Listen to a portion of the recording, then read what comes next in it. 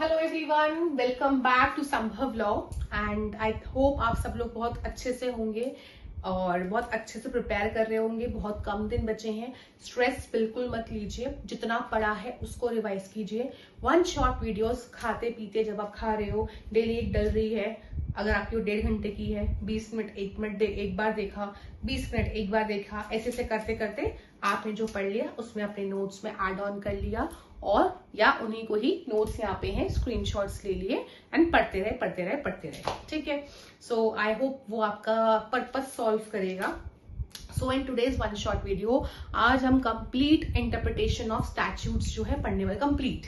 ठीक है, बट उससे पहले I would basically request you all कि आप प्लीज अभी जाके सबसे पहले जो है चैनल को आप सब्सक्राइब कीजिए और बेल आइकन को दबाइए एंड आफ्टर दैट आप जो है टेलीग्राम ग्रुप पे भी जाएं एंड वहां पर भी आप अपने आप को ज्वाइन अप हो जाएं टेलीग्राम संभव व्लॉग में। राइट, नाउ बात करते हैं इंटरप्रिटेशन ऑफ स्टैट्यूट्स की। अगर मैं सिलेबस के पॉइंट ऑफ व्यू से चलती हूँ, so if I go by the point of view of syllabus, so see in interpretation of statutes हम जो पढ़ने वाले हैं बेसिकली वेरी फर्स्ट हम पढ़ेंगे दैट इंटरप्रिटेशन का मतलब क्या होता है। राइट, ये आपका यूनिट वाइज मैं सिलेबस बता रही हूँ, जो आपके दे रखा है टोटल 3-4 यूनिट्स में, वो ही हम यहाँ पढ़ रहे हैं। Then after this interpretation and construction में डिफरेंस क्या है वो हम पढ़ेंगे एंड फिर उसके बाद हमें नीड क्या पड़ी इंटरप्रिटेशन की या उसकी इंपॉर्टेंस क्या है। आप इसको लिख भी सकते हैं, ये सीक्वेंस रहेगा हमारे पढ़ाई का कि इंटरप्रिटेशन जो है पहली चीज उसकी डेफिनेशन। यहाँ पे हम डिफरेंट जूरिस्ट, क्योंकि ये आ जाता है कभी कभार, तो हम यहाँ पे लाइक सैलमंड, ठीक है, लाइक सैलमंड ने क्या कहा, ब्लैकस्टोन ने क्या कहा, इन सब का हम पढ़ के देन हम कंस्ट्रक्शन क्या होता है वो, फिर नीड एंड इम्पोर्टेंस हम पढ़ेंगे। तो इसके बाद सेकेंडली हम चलेंगे towards your types of statutes. Interpretation of statutes है, यहाँ पे हम पूरा इंटरप्रिटेशन के बारे में पढ़ा, यहाँ पे हम स्टैट्यूट्स के बारे में पढ़ रहे हैं। अब स्टैट्यूट्स को जब हम टाइप देखते हैं तो हम देखते हैं ड्यूरेशन के हिसाब से। ड्यूरेशन मतलब कुछ टेम्परेरी होते हैं, कुछ परमानेंट होते हैं। कुछ हम देखते हैं हमारे मेथड्स के हिसाब से, लाइक कुछ होते हैं एनेबलिंग, कोडिफाइंग, वैलिडेटिंग, ये सब। फॉर एग्जाम्पल एक देती हूँ, एक आपको कोडिफाइंग मतलब जब आप पूरा के पूरा एक्ट बनाते हो तो वो कोडिफाइंग हो गया। कंसोलिडेटिंग जब आप क्या करते हो, सारा मटेरियल इकट्ठा करते हो। टैक्सिंग जहां पे टैक्स का होगा। पीनलिंग जहां पे पीनल, जहां पे पनिशमेंट्स का होगा, है ना। तो इस टाइप से, तो ये आपका वो हो गया। यहीं पे मैं आपको थोड़ा सा रिपील के बारे में भी बता दूंगी। ठीक है, रिपील में बताने के बाद then we have an act, general clauses act, मैं उसके बारे में बता दूंगी। और साथ साथ हम इनके केस लॉज भी करते चलेंगे। तो ये टाइप्स ऑफ स्टैट्यूट्स में ये आ गया। आगे चलते हैं। थर्डली नाउ हम रूल्स पढ़ेंगे। रूल्स में सबसे पहले हम पढ़ेंगे लिटरल रूल। लिटरल रूल को हम ग्रामेटिकल भी बोलते हैं। इसमें जो मीनिंग होता है नेचुरल मीनिंग वो हम बताते हैं। समझ में आया? ठीक है, समझाना तो मुझे है ही। देन मिस्चीफ रूल पढ़ेंगे। मिस्चीफ का मतलब ये है कि हम पुराने एक्ट में डिफेक्ट खोजेंगे और उसके अनुसार हम इंटरप्रेट करेंगे। पुराने एक्ट में हम डिफेक्ट खोजेंगे और उसके अनुसार हम इंटरप्रेट करेंगे। ठीक है, उसके बाद मिस्चीफ के बाद हम मिस्चीफ को हम हिडन्स भी बोलते हैं। क्या बोलते हैं? हिडन्स भी बोलते हैं। फिर हम गोल्डन पढ़ेंगे। गोल्डन में हम क्या करते हैं, हम लिटरल रूल को ही मॉडिफाई करते हैं, इसीलिए इसको हम मॉडिफाइंग भी बोलते हैं। फिर हम बेनिफिशियल पढ़ेंगे, तो यहाँ पे हम वेलफेयर लेजिस्लेशंस को इंटरप्रेट कर रहे हैं। फिर हम पढ़ेंगे पर्पसिव, जब हम पर्पस बताते हैं। फिर हम पढ़ेंगे स्ट्रिक्ट स्टैट्यूट्स, जिसमें हम पीनल और टैक्सिंग इंटरप्रिटेशन करेंगे, और एक हमारा होगा हार्मोनियस। ये डिफरेंट टूल्स हम ये करेंगे।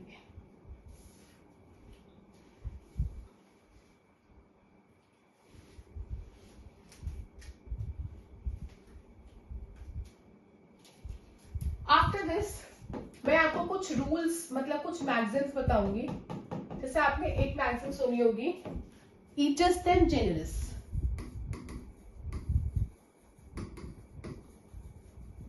तो एक दो तीन है टोटल, वो हम करेंगे, ठीक है। आफ्टर दैट हम इंटरनल एड्स पढ़ेंगे। अब इंटरनल एड्स आपका क्या क्या आता है? आपका प्रीएम्बल आता है, ये इंटरनल होता है, ठीक है। देन लॉन्ग टाइटल आता है, शॉर्ट टाइटल आता है, स्केड्यूल आता है, ठीक, प्रोविजो आता है, एक्सप्लेनेशन आता है, इलस्ट्रेशन आता है,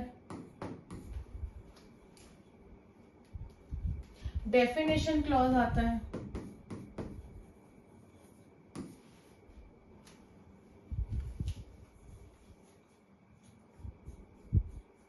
ठीक।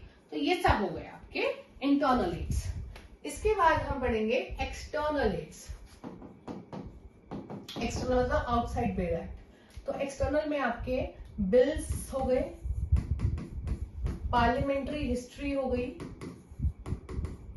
स्टेटमेंट ऑफ ऑब्जेक्ट्स पढ़ेंगे, स्टेटमेंट ऑफ ऑब्जेक्ट। वैसे इसको ये नहीं लिखते, मैंने लिख दिया शॉर्ट में, स्टेटमेंट ऑफ ऑब्जेक्ट पढ़ेंगे। देन कमिटी रिपोर्ट्स जो होती हैं वो पढ़ेंगे, foreign rulings, foreign case laws पढ़ेंगे, ठीक। डिक्शनरी से हेल्प ली जा सकती है वो पढ़ेंगे। तो ये हमारे एक्सटर्नल एड्स हो गए। ये सब क्या हो गए? हमारे एक्सटर्नल एड्स हो गए। तो मैंने आपको सारा सिलेबस जो है यहाँ पे वाइंड अप करके बता दिया है।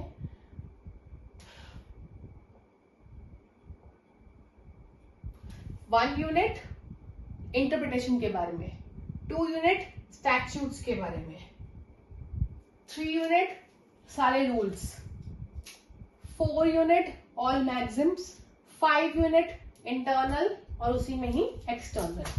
तो this is all your syllabus and इससे बाहर तो कुछ है नहीं इंटरप्रिटेशन का, यही सब है। तो इससे क्या अच्छी बात होगी कि आपको 1-1.5 घंटे में पूरा की पूरा इंटरप्रिटेशन, रिटन नोट्स, हर चीज विद एक्सप्लेनेशन मिल जाए। सो फॉर दैट पर्पस आप जुटे रहिए बिल्कुल एंड तक, ठीक है। एंड तक आप जुड़े रहेंगे, अच्छे से सुनेंगे, लिखते रहेंगे, चाहे मतलब आप बार बार उसको सुनिए, देखिए। और नाउ लेट्स स्टार्ट, ठीक है। सब हमारा इंट्रो हो गया। इंटरप्रिटेशन, देखिए इंटरप्रेट करना, कोई चीज इंटरप्रेट करना, इंटरप्रेट से हमारा मतलब क्या होता है? कोई भी चीज का मतलब निकालना। तो हमें अगर कोई बैरक नहीं है, क्यों? क्योंकि यहाँ पे पूरा काम जुडिशरी का है, तो ये कोडिफाइंग नहीं है ना, ये कोडिफाइंग नहीं है। तो ये जरूरत हमें क्यों पड़ी? इसलिए पड़ी क्योंकि पार्लियामेंट जब लॉ बना रहा है ना, जब पार्लियामेंट लॉ, जैसे आप अपने कॉलेजेस में होते हो या कहीं भी होते हो, लोअर पीपल काम करते हैं, बना के भेजते हैं, उसमें कुछ दिक्कत विक्कत करना तो हायर पीपल बता देते हैं कि इसको ऐसे करो, इसको ऐसे करो, फिर लोअर पीपल को फिर से ठीक करते हैं। ऐसे ही होता है। तो यहाँ पे भी कुछ ऐसे ही है, बट यहाँ पे ऐसा नहीं है कि पार्लियामेंट लोअर है और सुप्रीम कोर्ट, ऐसा नहीं है। बट देखो इंटरप्रिटेशन सुप्रीम कोर्ट के हाथ में होती है, ये हाई कोर्ट नहीं करेगा और डिस्ट्रिक्ट कोर्ट नहीं करेगा। इसका रीजन ये है कि जो सुप्रीम कोर्ट का जजमेंट है वो ऑल ओवर इंडिया बाइंडिंग होगा, 141 आर्टिकल है ना, ऑल ओवर इंडिया बाइंडिंग होगा। बट अगर हाई कोर्ट इंटरप्रेट कर रहा है तो दूसरी स्टेट उसको नहीं मानेगी। ऐसे तो और एम्बिग्युइटी आएगी, कोई कुछ कह रहा है, कोई कुछ कह रहा है, कोई कुछ कह रहा है, और ऐसा करते भी है तो इंटरप्रेट करते हैं हाई कोर्ट्स, बट वो सिर्फ उनकी स्टेट पे बाइंडिंग रहता है, ठीक है। अब कोई स्टेट कुछ कह रहा है, कोई स्टेट कुछ कह रहा है, तो क्या तो यूनिफॉर्मिटी नहीं रही, तो आर्टिकल 14 भी कहीं ना कहीं वायलेट हुआ कि एक कंट्री में रह के किसी और पे कोई और लॉ लग रहा है, किसी और पे कोई और लॉ लग रहा है। इसलिए जो मेजर पावर होती है उसको ऑथेंटिक पावर बोलते हैं। ये सुप्रीम कोर्ट जब इंटरप्रेट करेगा तो ऑल ओवर इंडिया करेगा, ठीक है, लगेगा। बट डिस्ट्रिक्ट जुडिशरी के पास ये पावर नहीं होती, डिस्ट्रिक्ट कोर्ट्स में ये पावर नहीं होती। नाउ इंट्रो वाला पोर्शन समझाने का हो गया है। अब मैं आपको इंटरप्रिटेशन की डेफिनेशन पे पीडीएफ से लेके चलती हूँ, राइट।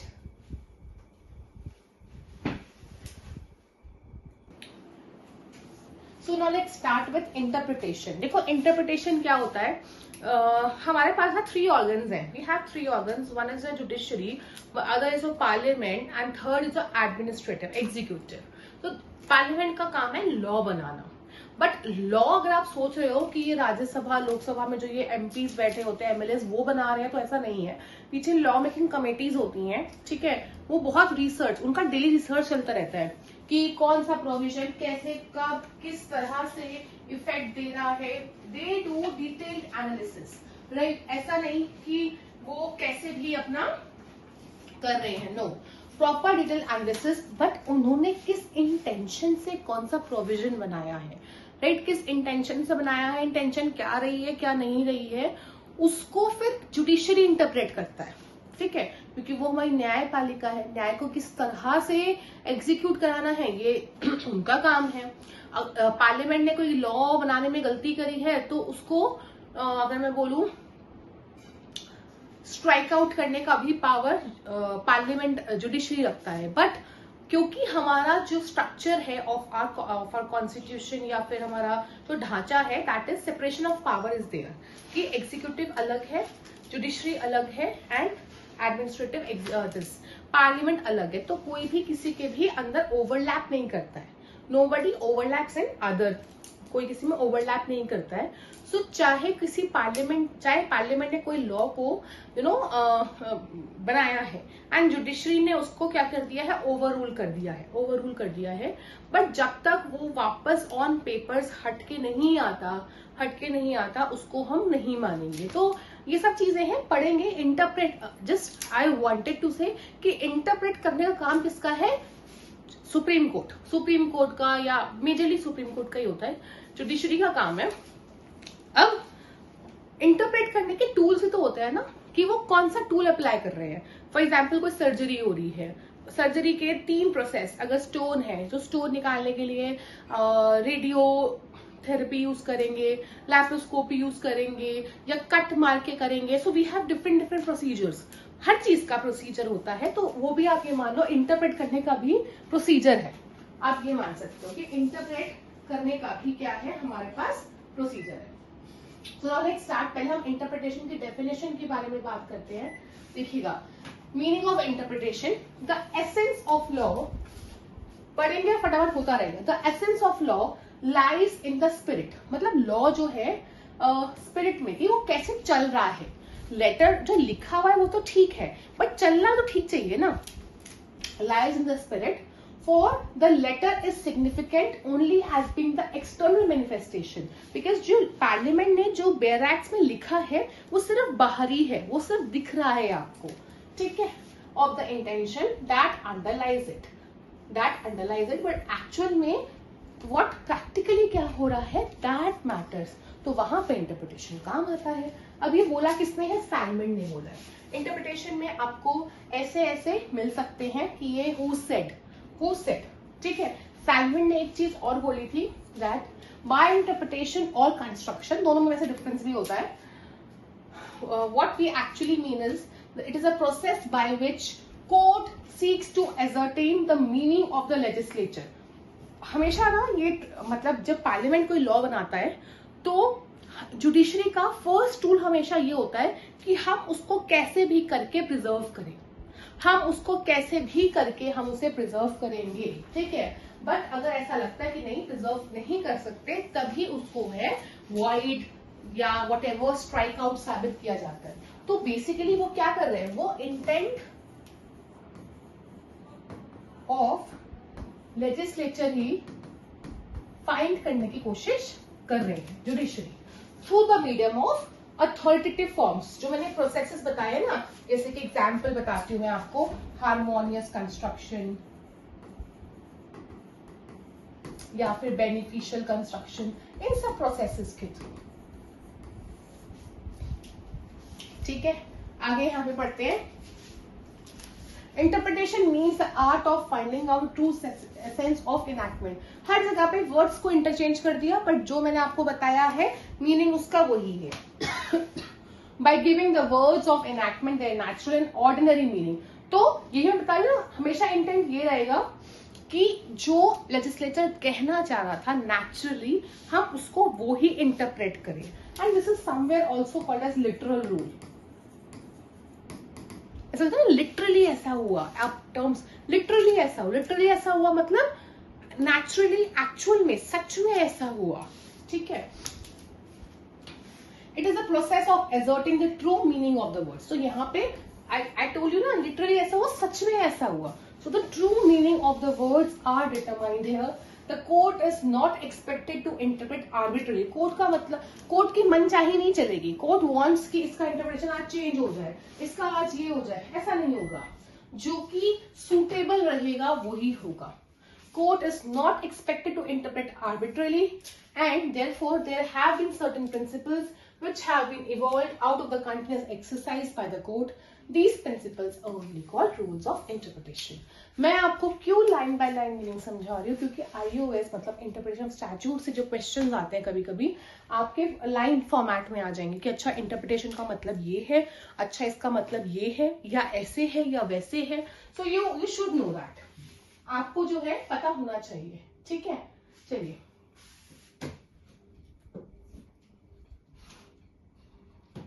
आगे चलते हैं। साइलमेंट का हो गया, अब नेक्स्ट चलते हैं जो हमें करना है, that what is the object and why do we need. दोनों चीजें, ऑब्जेक्ट क्या है और हमें चाहिए क्यों है। देखो ऑब्जेक्ट, इसका ये लैंडमार्क केस है, केस लॉज भी साथ साथ करते चलेंगे, अलग से मैं नहीं बताऊंगी। See the object of interpretation of statute, it is to determine the intention of legislature conveyed, चाहे expressly चाहे impliedly. Supreme Court इस केस में ये held हुआ that if two interpretations are possible, the one validates the statute and other goes in against the statute.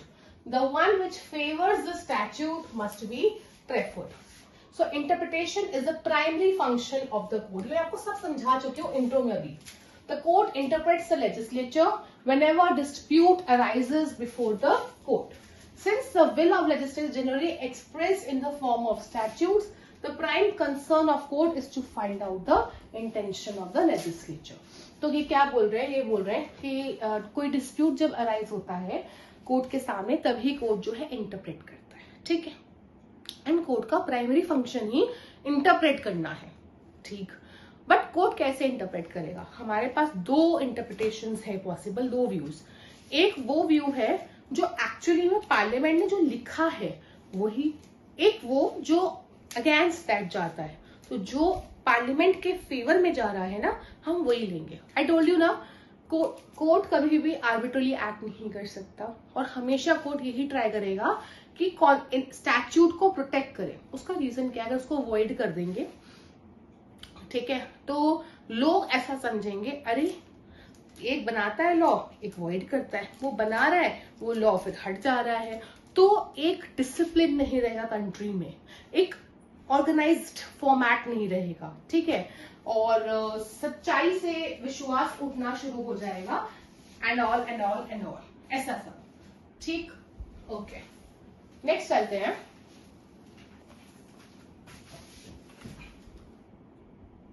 That why do we need interpretation of statutes? हमें क्यों चाहिए है ना, हमें क्यों चाहिए? अगर आप यहाँ पे देखते हो, सो मैंने यहाँ पे आपको 7-8 केसेस लिखे हैं, केसेस इंपॉर्टेंट है।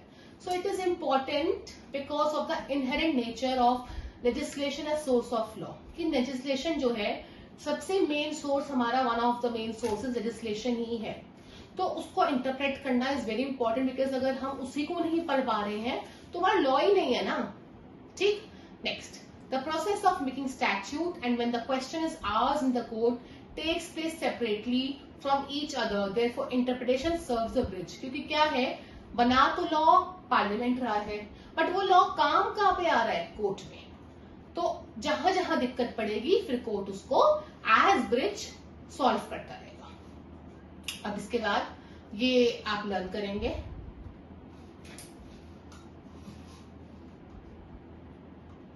ठीक है, क्रॉस ने क्या बोला? That interpretation is the process by which the courts determine the meaning of statutory provisions for purpose of applying it to the situations before the court. Actually में this is nothing, this is discard करते हैं।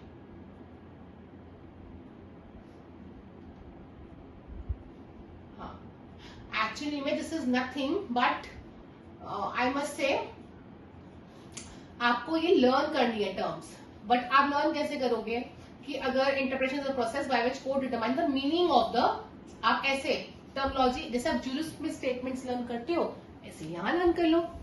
ठीक, फिर Blackstone ने क्या बोला?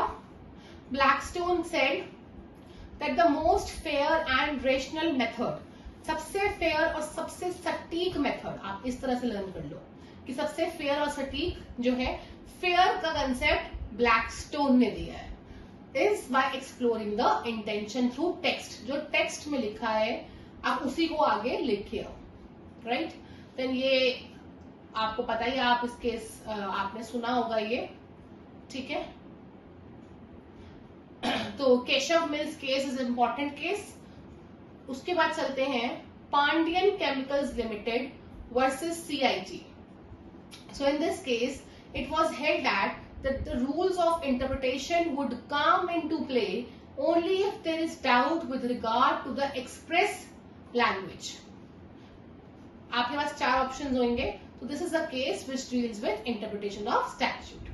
तो RMDC तो वैसे ही बड़ा इंपॉर्टेंट केस लॉ है, क्यों? क्योंकि आगे आएगा एंड यहाँ पे हार्मोनियस कंस्ट्रक्शन भी हुआ है। तो बट यहाँ पे क्या है, एक प्राइज कॉम्पिटिशन एक्ट का क्वेश्चन अराइज हुआ था उसके रिगार्डिंग, वो मैं आपको आगे बताऊंगी भी। सो विद दिस यहाँ पे हमने एक पार्ट जो है वो कर लिया, one part we have done, one part, एक ही पार्ट किया है। अब तो हमारा बहुत लंबा सफर है, 1.5 घंटे का सफर है। और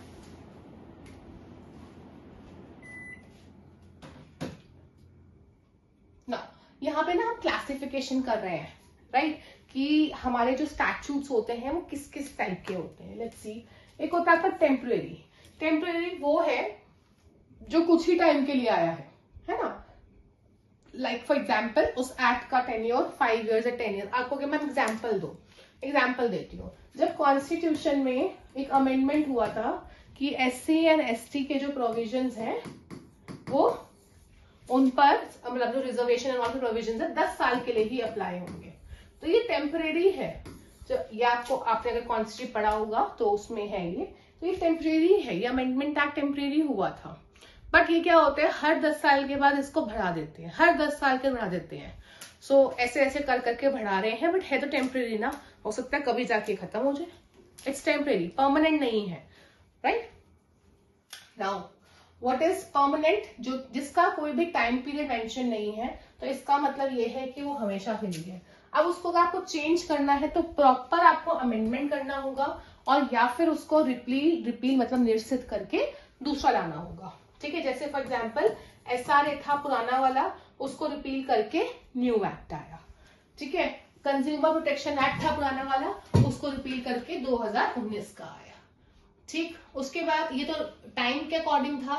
देन मेथड के अकॉर्डिंग, इन सब नाम से ही हो जाएंगे। Mandatory, mandatory is the one जिस एक्ट में आपको कंपेल किया जाता है कि आप ना कुछ करेंगे काम,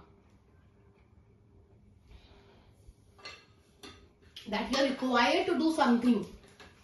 ठीक, then directory is the one जो बोलता है कि आप ऐसा कर सकते हैं, ऐसा करोगे तो ये होगा, ऐसा करोगे तो ऐसा। यू मे करके चीजें होती हैं, बट अगर शैल करके हैं तो वो मैंडेटरी में आपका आ गया।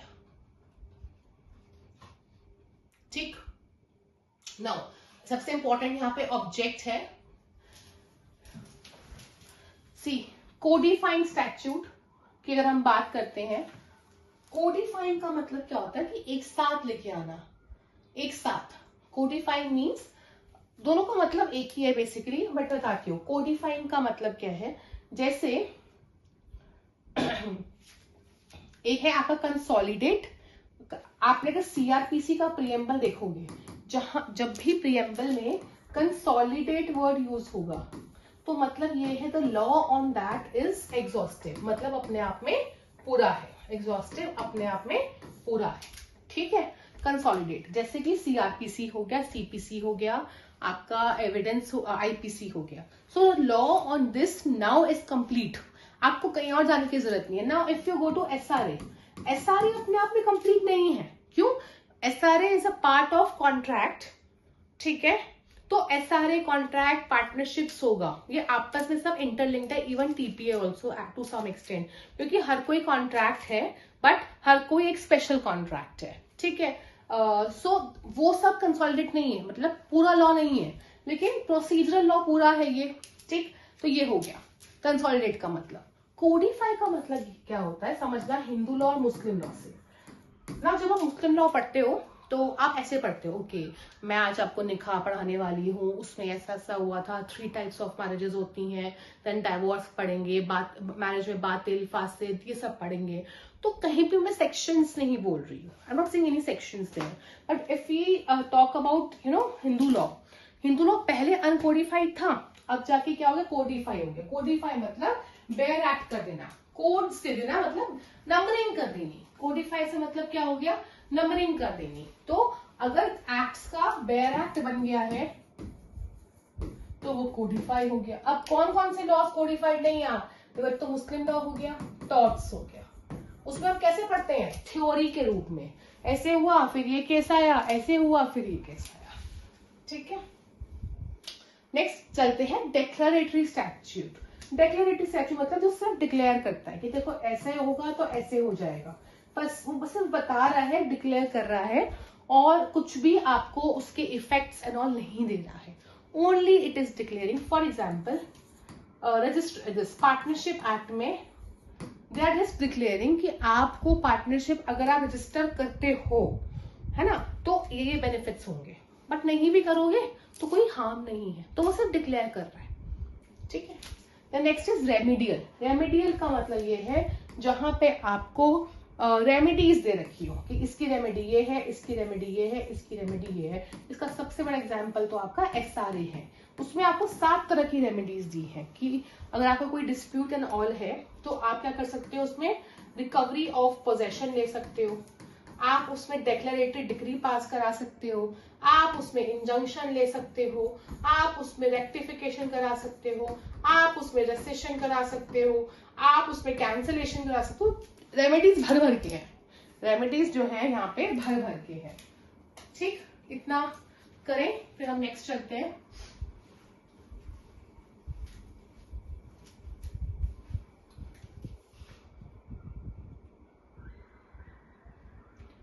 इसके बाद है enabling statute. After this we have enabling statute, disabling statute, ठीक, पीनल स्टैट्यूट। देखो पीनल स्टैट्यूट का मतलब क्या होता है कि समथिंग जो कि आपको पनिशमेंट दे रहा है। एग्जाम्पल, सबसे बड़ा एग्जाम्पल हमारे पास आईपीसी है, सबसे बड़ा तो यही है, बाकी बहुत सारे जहां जहां पे पनिशमेंट होगा वो पीनल हो गया, वो पीनल हो गया, ठीक। उसके बाद चलते हैं, आई थिंक आपका टेक्स्ट क्लियर है ना, हाँ। Taxing statute. टैक्सिंग का मतलब क्या होता है, टैक्सिंग का मतलब ये होता है जहां पे भी आपको टैक्स के रिगार्डिंग समथिंग, जैसे आपका इनकम टैक्स है, इनकम टैक्स एक्ट, मुझे ईयर नहीं पता, ये आप लिख लें,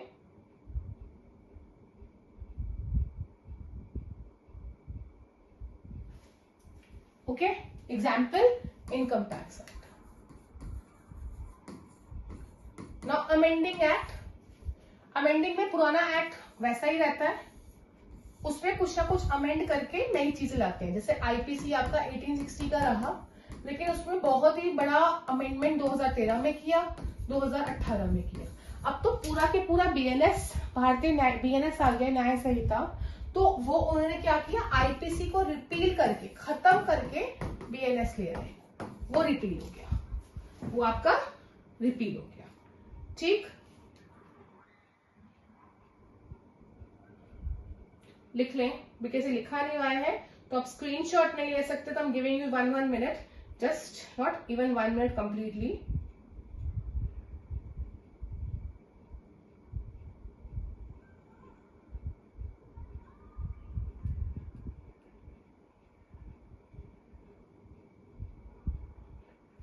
आगे चले, क्यूरेटिव एंड वैलिडेटिंग। जैसे क्या होता है, कभी कभी पुराने एक्ट में कुछ ना कुछ कमियां आ गई, छोटी मोटी क्योर करना, छोटी मोटी कमियां आ गई, आपको पूरा नहीं करना अमेंड, पूरा नहीं, तो काइंड ऑफ ना क्यूरेटिव जो है वो अमेंडिंग भी होता है। अमेंडिंग क्या, अमेंडमेंट ही तो कर रहे हो आप, अपनी गलतियां सही कर रहे हो, ठीक है, आप अपनी गलतियां सही कर रहे हो, बट क्योंकि आप अगर अमेंडमेंट जो आपकी कुछ जब आपने बेयर एक्ट बनाया, नया लॉ बनाया, तो कुछ गलतियां रह गई, गलतियां ना यहाँ पे ऐसी कोई भारी गलतियां नहीं है कि आप अमेंडमेंट लाओ, सिर्फ आपकी क्लरिकल गलतियां हैं, तो उसको आप ठीक करके क्यूरेटिव और वैलिडेटिंग स्टैट्यूट ले आओगे तो वो हो जाएगा। Then next is enabling disabling. नाम से तो लगा कोई चीज अगर आप कोई भी एक्ट, कोई चीज खड़ा एनेबल ला रहा है और लेके जा रहा है तो डिसेबलिंग, ठीक, तो ये आपकी नाम से ही एक्सप्लेनेटरी हो गया, जब चीजें जो है एक्सप्लेन हो रही हैं तो वो आपका एक्सप्लेनेटरी एक्ट हो गया। तो ये अब आपका सारा हो गया है, the types, the classifications etcetera. And now next, अब हम रूल्स ऑफ इंटरप्रिटेशन पढ़ेंगे। तो very first rule is literal और ग्रामेटिकल इंटरप्रिटेशन, लिटरल और ग्रामेटिकल इंटरप्रिटेशन। अब यहाँ पे अब हम शुरू करने वाले हैं the rules of interpretation, the tools. अभी तक हमने क्या कर लिया कि अच्छा ठीक है, इंटरप्रिटेशन का मीनिंग क्या है, उसमें टाइप्स कर लिया, टाइप्स के बाद हमने क्या कर लिया, टाइप्स मतलब on the basis of methods, duration, ये सब। अब हम पढ़ रहे हैं tools. The very first tool is literal.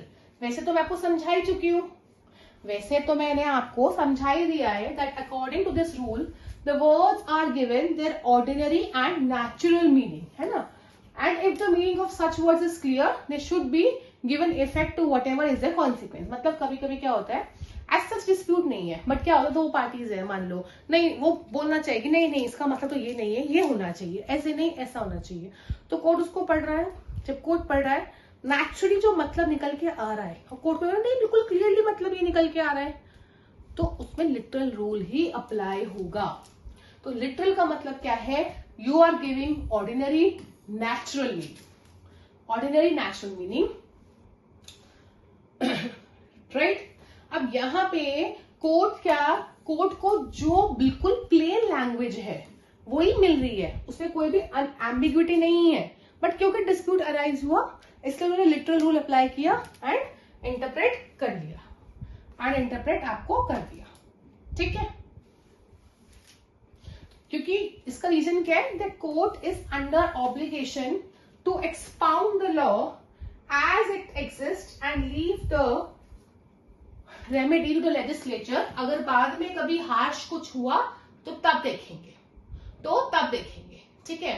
हम आप कहोगे कि मैम एग्जाम्पल्स देके समझाओ ना आप, है ना, तो मैं आपको यहाँ पे एक एग्जाम्पल, दो एग्जाम्पल, हाँ 2 एग्जाम्पल्स देके समझाऊंगी भी। सी the main question was the interpretation of section, जो आपका CRPC का 154 था ना, वो the court held that the use of word shall का जो use है leaves no discretion to the police officer, समझाऊंगी अभी, to hold preliminary inquiry before recording an FIR. So the use of the expression information without any qualification also denotes that the police has to record the information despite he being unsatisfied. So here the court used the literal meaning. यहाँ पे basically ना एक word आया था ललिता कुमारी आपका CRPC में, क्योंकि अब आप एग्जाम दे तो आपको पता ही होगा कि 154 में शैल वर्ड यूज्ड है, ये CRPC का केस है इन्वेस्टिगेशन का। तो यहाँ पे इस केस में ये बोला कि जो FIR है उसको आप मैंडेटरी रजिस्टर करोगे, क्यों, क्योंकि 154 में शैल वर्ड यूज है। तो अगर पुलिस सेटिस्फाइड भी नहीं है नहीं है तब भी यूज करना पड़ेगा, तब भी रजिस्टर करना पड़ेगा। क्यों? क्योंकि 154 में शैल वर्ड इज यूज। शैल का मतलब है मैंडेटरी करना। क्लियर? तो ये आपका ये हो गया। नेक्स्ट चलते हैं, Kesavananda Bharati versus state of Kerala. Kesavananda Bharati, ये केस का नाम है, मतलब मैं आपको ये बताऊंगी इसमें क्या हेल्ड हुआ था। So it was held that a word gets its color in the context in which it is used. The word gathers its meaning not only in the context. See देखो, केशवानंद भारती अपने आप इतना बड़ा केस है, बहुत ही बड़ा केस है। ये आपका कॉन्स्टिट्यूशन के बड़े इंपॉर्टेंट आर्टिकल अमेंडमेंट 17 प्रॉपर्टी वाले सब पे बेस्ड था। तो फैक्ट्स तो मैं इसके आपको यहाँ बता ही नहीं सकती। केशवानंद भारती में इवन अगर मैं आपको बताऊं, हार्मोनियस कंस्ट्रक्शन भी यूज हुआ था। हार्मोनियस कैसे, जब आएगा तो बताऊंगी, क्योंकि फंडामेंटल राइट्स और डीपीएसपी में हार्मनी किया, ये नहीं कि एक दूसरे को ओवरराइड किया करेगा दूसरा एक को, एंड साथ में लिटरल भी यूज हुआ है।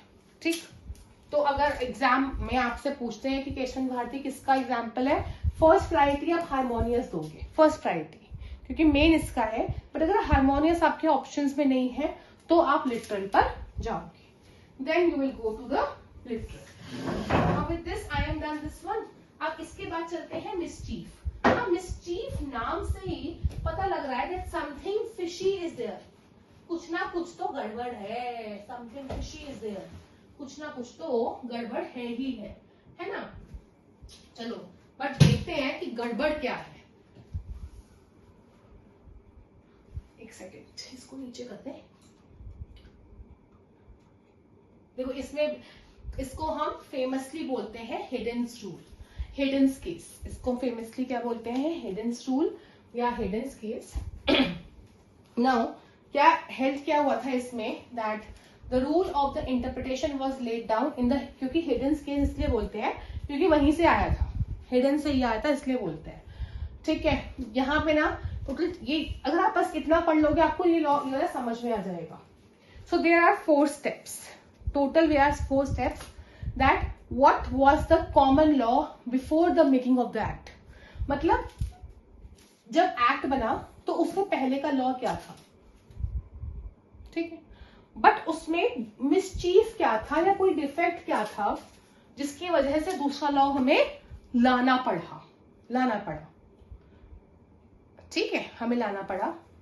What remedy parliament has resolved and appointed to cure, तो लाना पड़ा। उसमें पार्लियामेंट ने क्या क्या चेंजेस करे ताकि वो प्रॉब्लम दूर हो सके, और वो जो प्रॉब्लम है उसको बेसिस, क्योंकि हम उसको दूर करने के लिए तो लाए हैं नया एक्ट, तो उसको बेसिस बना के ही हम इंटरप्रेट करेंगे। एक बार फिर से देखना, क्योंकि ये समझने में थोड़ा सा टाइम लगता है, थोड़ा सा टाइम लगता है। एक बोलता है, एक सेकेंड,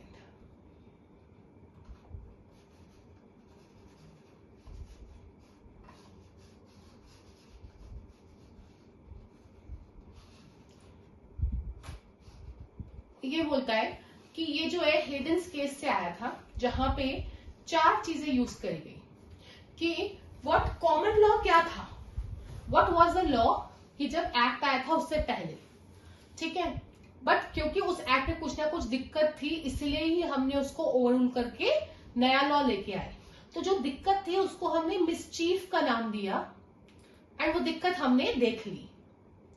आफ्टर दैट पार्लियामेंट ने उस दिक्कत को ठीक करने के लिए क्या क्या स्टेप्स लिए, और वो जो स्टेप्स लिए उसको मद्देनजर रखते हुए प्रॉब्लम को ठीक करने के लिए क्या क्या करना चाहिए, उस तरह से हम इंटरप्रेट करेंगे। अब यहां पे लिटरल रूल का बिल्कुल ही, लिटरल रूल के बाद अगर लिटरल रूल जो है अप्लाई नहीं हो रहा है, अगर लिटरल रूल जो है अप्लाई नहीं हो रहा है, सो इन दैट केस हम जो है मिसचीफ केस की तरफ बढ़ते हैं। ठीक है, मिसचीफ इंटरप्रिटेशन की तरफ। So here Ranjit Udeshi versus state of Maharashtra की बात करते हैं। आईपीसी का ना पहले 292 सेक्शन था, जो कि आपका ऑब्सीन बुक्स, ऑब्सिनिटी के ऊपर था। ऑब्सिनिटी मतलब अश्लील, ऐसी बुक्स जिसमें अश्लील चीजें लिखी हुई हो। तो एक ना क्या हुआ था, एक बुक थी लेडी चैटरले, है ना, अश्लील बुक थी वो थोड़ी सी। एंड ऐसा एक केस आया जहां पे बोला गया कि देखो इस बुक को मार्केट से हटाओ क्योंकि इसमें अश्लील चीजें हैं। तो यहाँ पे ऑब्सीन वर्ड को इंटरप्रेट किया गया। He contended that prosecution had duty to prove guilty mind against him, which in this case is the knowledge। मतलब इन्होंने बोला कि देखो ऑब्सीन हम प्रोविजंस क्यों लाए हैं, हम इसलिए लाए हैं ताकि माइंड करप्ट ना हो लोगों का, ठीक है। सो अगर आप ऐसा प्रूफ कर दो कि ये बुक पढ़ने से माइंड करप्ट नहीं हो रहा है, तो हम क्या करेंगे, इसको नहीं अवॉइड करेंगे। तो that was the whole facts. But आपको इस फैक्ट्स पे नहीं जाना, बेसिकली आपको ये जानना है कि ऑब्सीन क्या होता है क्या नहीं होता, उसको इंटरप्रेट करने के लिए मिसचीफ इंटरप्रिटेशन का यूज किया गया था। देन ये सब केसेस जो है आपने कभी ना कभी पढ़े होंगे अपने लाइफ में। Bengal immunity company versus Bihar, ये आपका कौन सी का केस है? इवन जो ये मेजरली केस है वो आपका सुप्रीम कोर्ट का केस है। तो यहां पर भी आपका जो यूज हुआ था that was mischief rule, that was mischief rule, ठीक। अब इसके बाद पढ़ देती हूँ। तो mischief rule was applied to article of constitution. This आपको इतना डिटेलिंग नहीं पढ़ना, बस आपको ये जानना है कि ये लॉ है, ये इंटरप्रिटेशन का टूल है और इसमें इंपॉर्टेंट केसेस कौन से केस है, ठीक है। अब चलते हैं गोल्डन रूल की तरफ। गोल्डन रूल, गोल्डन से मतलब तो कुछ और ही हो जाता है ना, मतलब गोल्डन का मतलब गोल्ड नहीं होता, पहली बात। अब इसमें देखो एक केस मैं आपको बताऊंगी, दो बताऊंगी, इसमें हमें एंड देन हमारा हार्मोनियस है। आफ्टर दिस हार्मोनियस के बाद वी हैव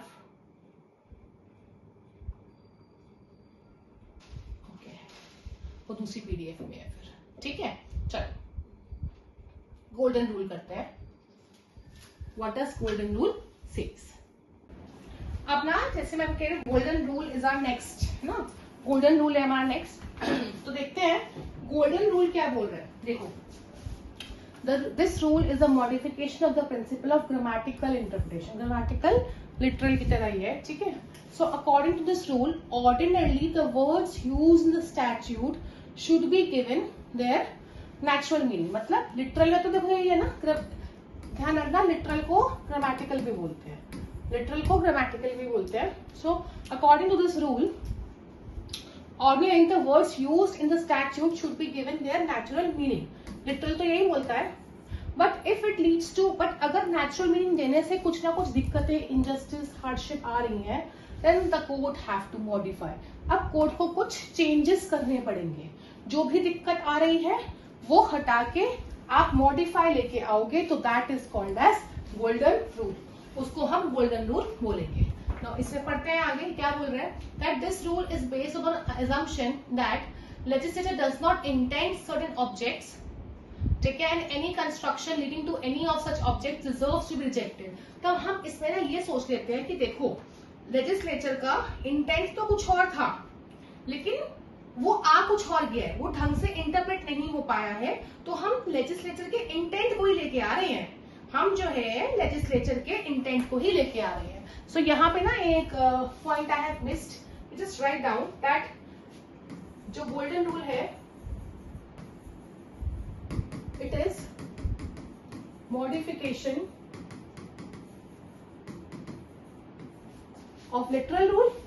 ये तो आपको बता ही दिया, लिटरल को हम ग्रामेटिकल बोलते हैं, ठीक है। एंड यहां पे here write down Lord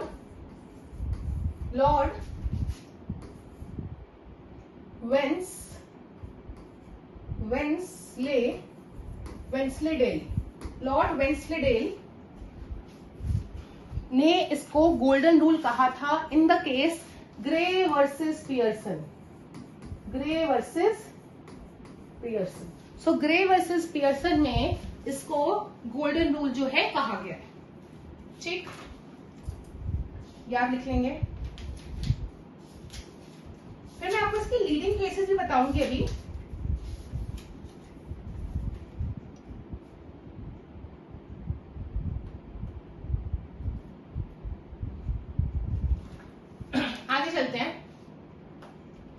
this rule therefore, ये सब वही चीज है, कोड जो है वो मॉडिफाई कर देगा. Further since the literal rule is modified, so this approach is the modifying method. इसको हम दूसरे नाम से मॉडिफाइंग के नाम से भी जानते हैं. किस नाम से जानते हैं? मॉडिफाइंग के नाम से भी. ठीक है, तो ये हो गया. ना हियर दिस इज द, एक तो ये केस आप करेंगे, उत्तर प्रदेश वर्सेस भूदान यजनी समिति वर्सेस ब्रिज कपूर. यहाँ आपको समझाने की कोशिश कर रही हूँ that supreme court held that जो यूपी ब्रिज किशोरी जो आपका एक्ट है उसमें एक टर्म था लैंडलेस पर्सन. सो इसको इंटरप्रेट करना था. कोर्ट ने ये बोला कि जो लैंडलेस पर्सन है ना, यहाँ पे हमें दैट इज द वन जिसका कोई भी एग्रीकल्चरल लैंड नहीं है. लैंडलेस का मतलब ये नहीं है कि कोई भी land. The court further said that landless person did not include landless businessman. Reside landless person में landless एग्रीकल्चर के तौर पे है, ना कि बिजनेसमैन के तौर पे है, क्योंकि वहां पे दे नहीं रखा था.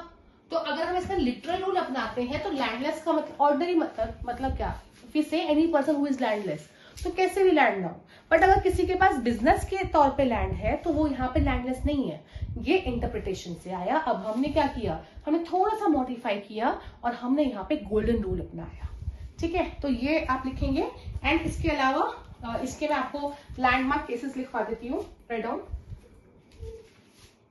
एक तो है आपका Lee versus Knapp. Lee versus nap.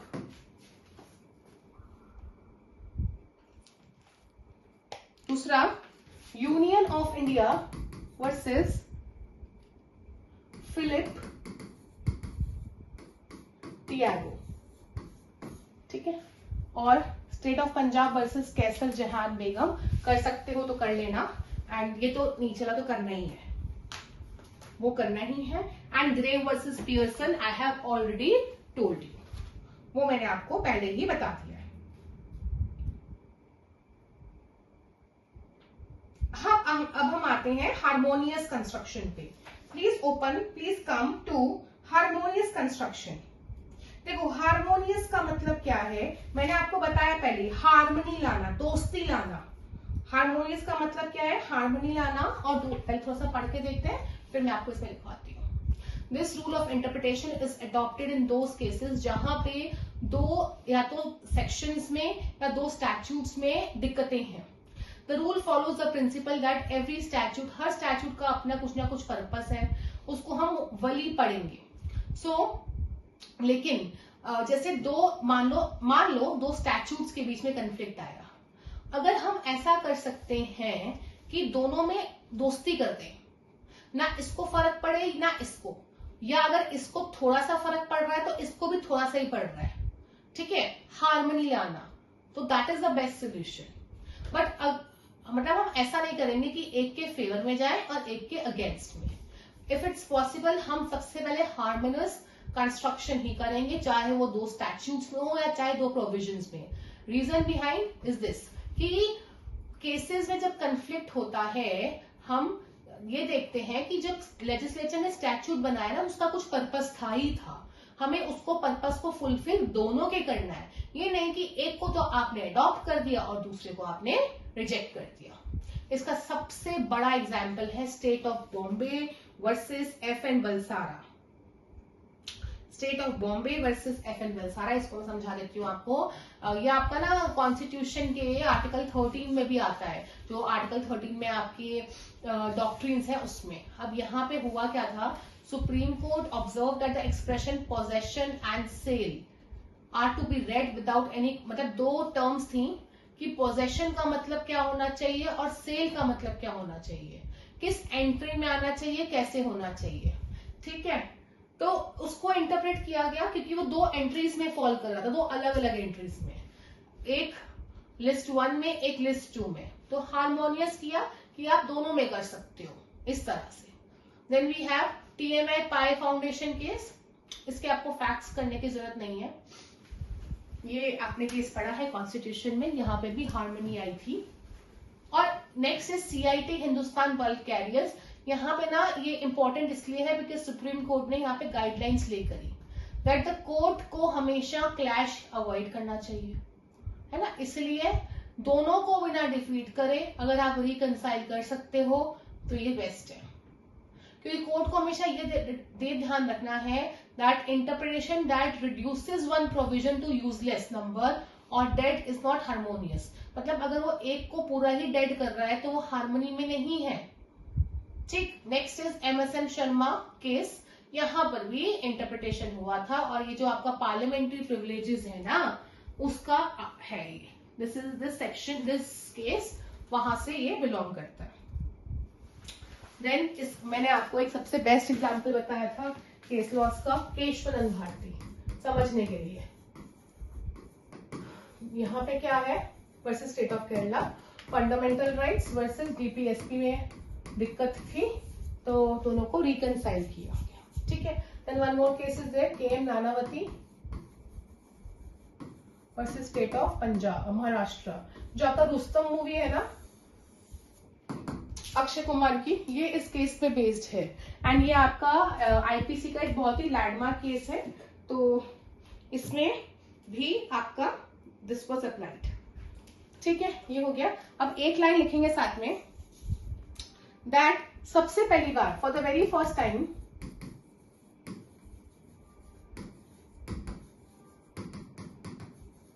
This rule was expounded, मतलब फाउंडेड, एक ही मतलब है, in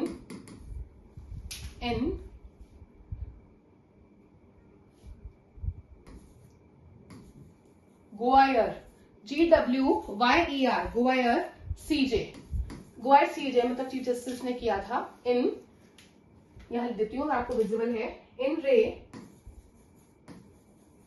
सेंट्रल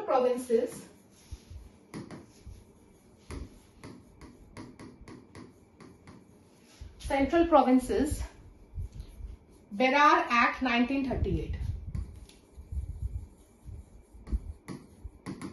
ठीक, तो ये आपका इससे हो गया, and this way it's done. अब इसके बाद चलते हैं बेनिफिशियल कंस्ट्रक्शन की तरफ।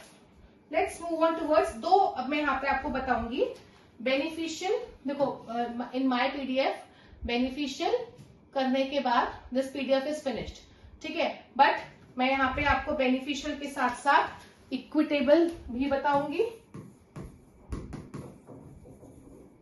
Equitable then strict.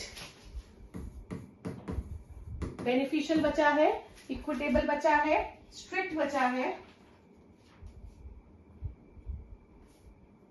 ठीक है, स्ट्रिक्ट बचा है। और एक चीज और सुनिए, जो आपका लिटरल रूल है उसको हम क्या बोलते हैं, लिटरल को हम बोलते हैं ग्रामेटिकल, है ना, मैंने जो आपको बताया था। एंड एक और है आपका गोल्डन, गोल्डन को हम जब हम मॉडिफाई कर देते हैं, दूसरा नाम है पर्पसिव। ये बहुत इंपॉर्टेंट है स्टूडेंट्स, क्योंकि जब भी जुडिशरी में तो हम बहुत बार पर्पसिव करते हैं, पर्पस के हिसाब से, पर्पसिव इंटरप्रिटेशन, राइट। ये करेंगे, इसके बाद नेक्स्ट चलते हैं। चलो,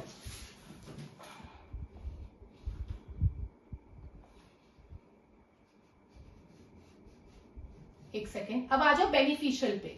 बेनिफिशियल नाम से क्या बोल रहा है, समथिंग जो बेनिफिट कर रहा है, समथिंग जो बेनिफिट कर रहा है सबको, है ना। आप अगर एम्बिग्युइटी है और कोई बेनिफिशियल इंटरप्रिटेशन आ रहा है, मतलब किसी सबके फेवर में है, किसी के भी अगेंस्ट नहीं है, so that interpretation is the best interpretation, one of the best interpretation वो हो जाता है बेनिफिशियल। तो यहाँ पे थोड़ा सा एक लाइन मैं आपको समझाती हूँ, लिखेगा, ये जो बेनिफिशियल इंटरप्रिटेशन है हमेशा हम मैक्सिमम केसेस पता है जो वेलफेयर लेजिस्लेशंस होती हैं वहां करते हैं। अच्छा, वेलफेयर लेजिस्लेशंस कैसी हैं, जो कहीं ना कहीं सबको बेनिफिट कर रही है। फॉर एग्जाम्पल, कोई आपका ऐसा एग्जाम्पल मैं क्या दूं इसमें आपको, बेनिफिशियल लेजिस्लेशन, वेलफेयर लेजिस्लेशन का, जैसे कि आप ये मान लिया पॉक्सो हो गया, वेलफेयर कर रहा है ना सबका, ठीक है। देन मतलब जहां पे कंपनसेशन मिल रहा है, जहां पे ये सब चीजें मिल रही हैं, समथिंग जो बेनिफिट कर रहा है, दैट, या नहीं, आप मेनली आप ये मान सकते हैं जैसे जो लेबर लॉज होते हैं, है ना, लेबर के हेल्प के लिए है, विमेन लॉज होते हैं ये सब। विमेन लॉज जितने हैं वो वेलफेयर लेजिस्लेशन है, लेबर लॉज जितने हैं वो वेलफेयर, ट्रेड यूनियन लॉज जितने हैं वो वेलफेयर, मिनिमम वेजेस एक्ट है ना, हम इसमें वेलफेयर कर रहे हैं कि मिनिमम इतना तो होना ही चाहिए, अच्छाई के लिए कर, कुछ गलत तो हो ही नहीं सकता। तो जो वेलफेयर लेजिस्लेशन होते हैं इन सब में जब भी कोई इंटरप्रेट करने की बात आई तो हम हमेशा वो इंटरप्रिटेशन चूज करेंगे जो बेनिफिट करेगा, ना कि जो फेवर में जाएगा, जो बेनिफिट करेगा ना कि जो फेवर में जाएगा। ठीक, तो एक केस था यहाँ पे spring meadows hospital versus Ahluwalia, that if parents have hired the services of hospital for the benefit of the child, they and the child can maintain independent action against the hospital for deficient services। तो यहाँ पे ये था कि कौन लेके आ सकता है केस, क्योंकि चाइल्ड था एडमिटेड और पेरेंट्स ने केस डाला, तो बोला पेरेंट्स भी ला सकते हैं और चाइल्ड भी ला सकते हैं। ठीक है, ये दोनों हम बेनिफिट में जाएंगे, हम जो है बेनिफिट में जाएंगे।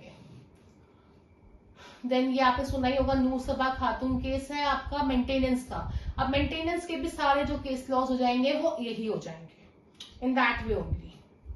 तो ये आपका बेनिफिशियल हो गया। इसमें एक केस और लिखेंगे हम लोग बेनिफिशियल में, ये इंपॉर्टेंट है, एलेम्बिक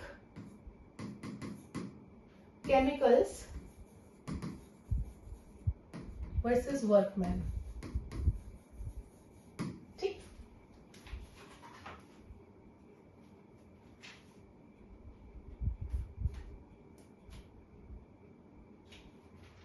तो ये आपका हो गया बेनिफिशियल इंटरप्रिटेशन। और बेनिफिशियल को ही हम जो है इक्विटेबल बोल देते हैं, बेनिफिशियल को ही हम इक्विटेबल बोलते हैं। ठीक है, इसमें ना एक सेइंग कितनी बार आती है, ऐसे आती है कि ये किसके लिए है।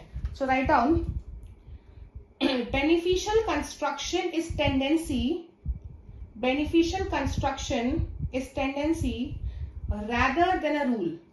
ये ना मतलब टेंडेंसी मतलब हमें ऐसा करना चाहिए, ये रूल नहीं है, बट हमेशा हमें ऐसा करना चाहिए। इट्स समथिंग दैट,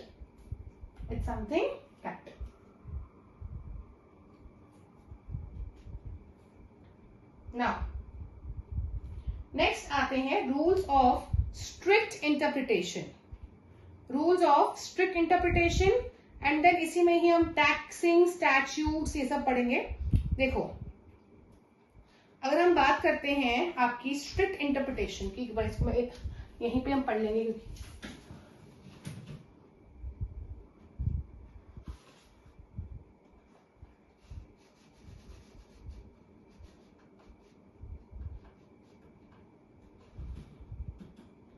स्ट्रिक्ट का मतलब क्या है। अभी तो मैंने आपको बताया बेनिफिशियल का उल्टा है स्ट्रिक्ट। बेनिफिशियल में क्या है, हम ऐसा इंटरप्रेट करेंगे जो सबके वेलफेयर के लिए है, तो लीनियंट होके करेंगे, हम क्या हो जाएंगे lenient. But whereas on the other hand we have strict interpretation जो है हम बेसिकली दो मोड्स में करते हैं। एक जहां पे टैक्सिंग स्टैट्यूट्स होते हैं, क्योंकि टैक्स जो है उसी से ही तो देश का खर्चा चलता है। ठीक है, टैक्सेस से ही तो देश अपना को डेवलप करता है नॉन, इसीलिए ही टैक्सेस में कोर्ट इज, जब इसका इंटरप्रेट करें, court is required to be strict का मतलब ये है कि जितनी बार इंटरप्रेट होगा मैक्सिमम टाइम्स वो अगेंस्ट जा सकता है,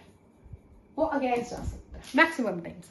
अदर इज पीनल, जब भी पनिशमेंट देने की बारी आएगी, है ना, क्योंकि पनिशमेंट कब दिया जाता है, जब आपने क्राइम किया है, और जब आपने क्राइम किया है तब भी हम आपके अगेंस्ट ही जाएंगे, तो ये आपके दो हैं। दोनों में एक केस मैं आपको लिखवा रही हूं, लिखेंगे।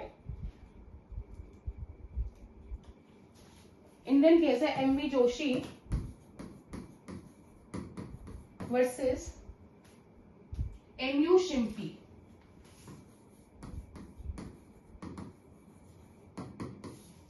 MV Joshi versus MU Shimpi. ठीक है, दूसरा is Express Mills versus MC Wadhwa, penal में Express Mills versus MC Wadhwa.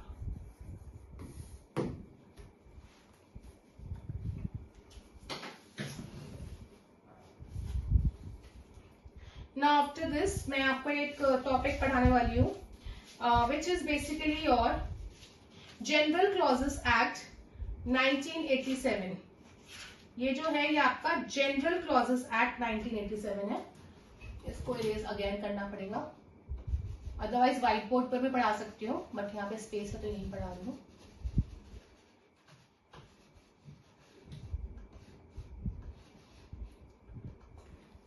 सी आपने ना अधिकतर लिखे जनरल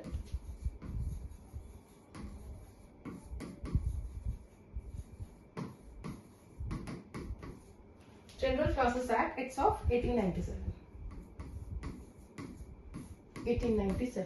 क्या होता है जहां पे हमें, जब हम कोई बेयर एक्ट पढ़ रहे हैं, तो फॉर एग्जाम्पल हम टीपीए पढ़ते हैं, ठीक है, टीपीए में हमें इमूवेबल प्रॉपर्टी की डेफिनेशन ढंग से नहीं दे रखी, रजिस्ट्रेशन भी नहीं दे रखी. तो जब जहां पे कोई वर्ड ढंग से नहीं है तो उसको इंटरप्रेट करने के लिए हम एक एक्ट है इसका यूटिलाइजेशन करते हैं, ठीक है. तो अगर आपको एमसीक्यूज में मिले तो आप यहाँ पे you have to go it, यहाँ पे आप जाएंगे. दिस इज द एक्ट जो बेसिकली हेल्प आउट करता है आपको टू टेल कि क्या हो सकता है और क्या नहीं हो सकता है इंटरप्रिटेशन. ये आप लिख लें जनरल क्लॉजेस एक्ट में.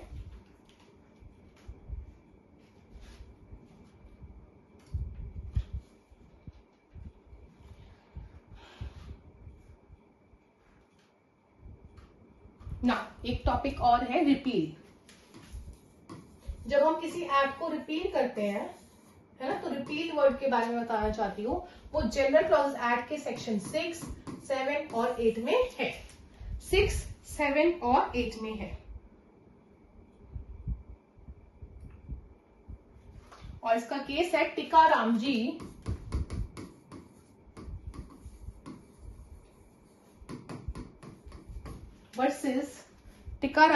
Versus state of UP.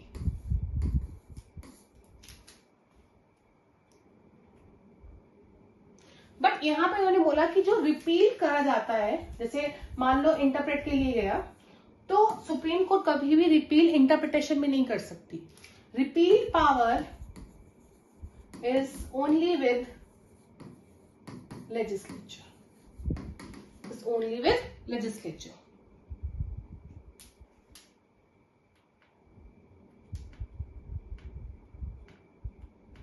ठीक है.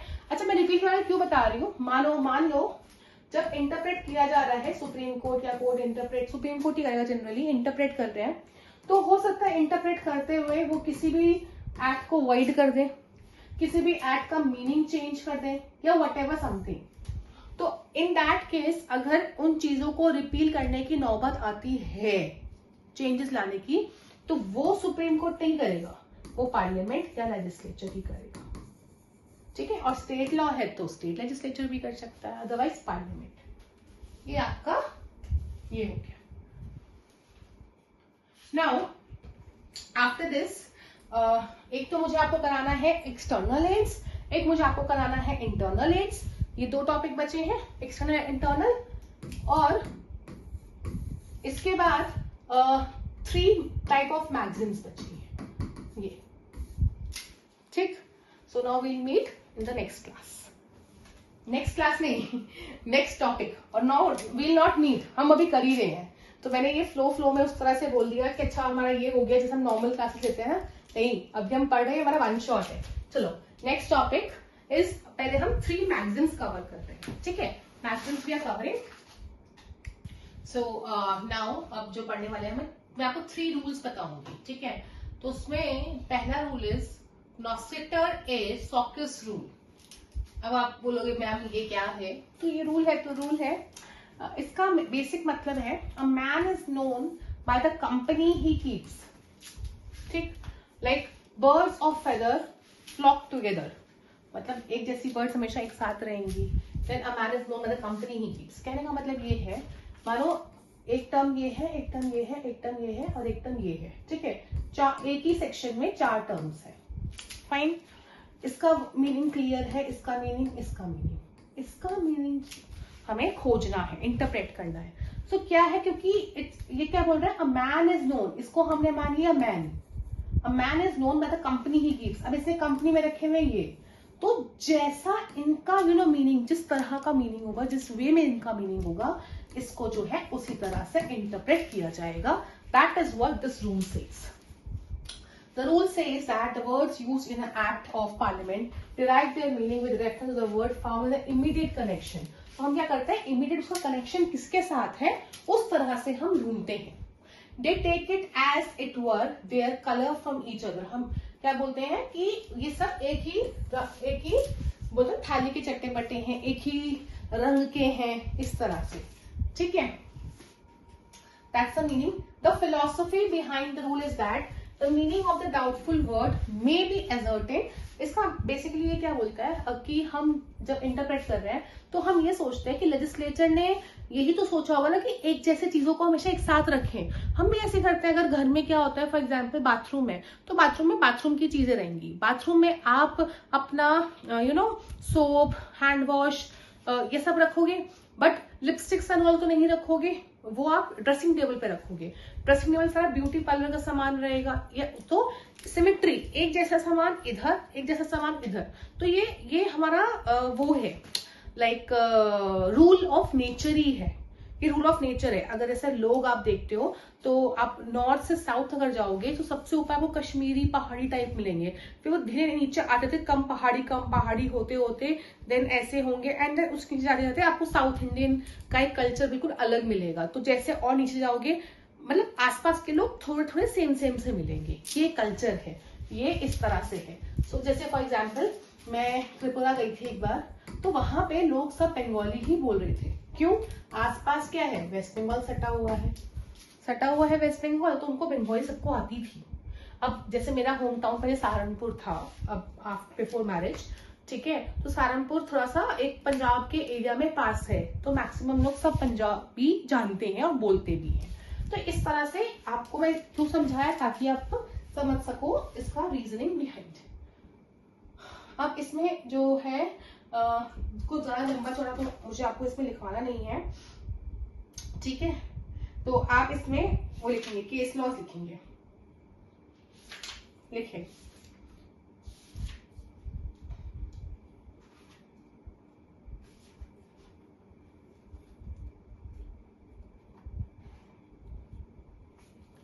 केस लॉज लिखेंगे जो इंपॉर्टेंट है। दो तो है ही यहाँ पे आपके पास, इसके अलावा बता रही हूँ, इसके अलावा एक है आपका Oswald agro mills versus CCE. Actually हुआ क्या है, ये मैंने क्यों नहीं ऐड कर पाई, बिकॉज मैंने जितने भी पास्ट ईयर्स हैं सब निकाले हर एग्जाम्स के, देखिए कहाँ पे क्या क्या आ रखा है, और मेरे नोट्स में लेकिन चीजें एडिट नहीं है। तो उस टाइम तक इतना टाइम नहीं था कि मैं फिर से एड ऑन करूँ, अमेंडमेंट करूँ, कुछ गलती ना हो, तो मैंने इसलिए नहीं किया, ठीक है। तो देखिए ये केस है, बाकी उसके अलावा ये दो हैं, Karnataka versus union of India. यहाँ पे the question of interpreting the word powers as appearing in यही was invoked. This word has been used in the company of the word privileges. तो यहाँ पे देखो पावर एक वर्ड था आपका पार्लियामेंट्री प्रिविलेजेस के सेक्शन 194 में। तो ये क्या बोलते हैं, power can be in very way, power बहुत तरह की पावर होती है, बट क्योंकि ये प्रिविलेजेस एंड पावर एक साथ साथ थे, तो पावर से मतलब कि हम कोई भी प्रिविलेज इन्वोक कर सकते हैं, वही मतलब था। पावर का मतलब ये नहीं कि आप किसी को भी हटा सकते हो, किसी को भी निकाल सकते हो, ये नहीं, ठीक। तो ये हो गया। And another case is your Pradeep Agarbatti versus Ludhiana state of Punjab. Ludhiana actually इधर आना है, प्रदीप अगरबत्ती लुधियाना की वर्सेस स्टेट ऑफ पंजाब। अब यहाँ पे क्या था, एक साथ बड़े सारे वर्ड्स थे, कॉस्मेटिक्स, परफ्यूमरी। तो वर्ड जो था परफ्यूमरी था, परफ्यूम में नहीं था, परफ्यूमरी था, टॉयलेट गुड्स था, उसमें बोला टूथपेस्ट नहीं आएगा, देन टूथ पाउडर, कुमकुम, सोप, ये सब था। तो अब हम परफ्यूमरी को क्या बोलेंगे, तो यहाँ पे बोला कि एक साथ अगर देखते हैं तो क्योंकि कॉस्मेटिक्स में ही परफ्यूम आता है, तो इट विल बी परफ्यूम। और मैंने आपको जो एग्जाम्पल देखो, आपको मैच हो रहा है कि नहीं हो रहा? ठीक है, तो ये हो गया। आगे चलते हैं। अब ये एक और है ईचस देम जेनरिस, एक चीज और है हमारे पास ईचस देम जेनरिस। ठीक है, इसमें ये, हाँ ये केस लॉ इज इंपॉर्टेंट।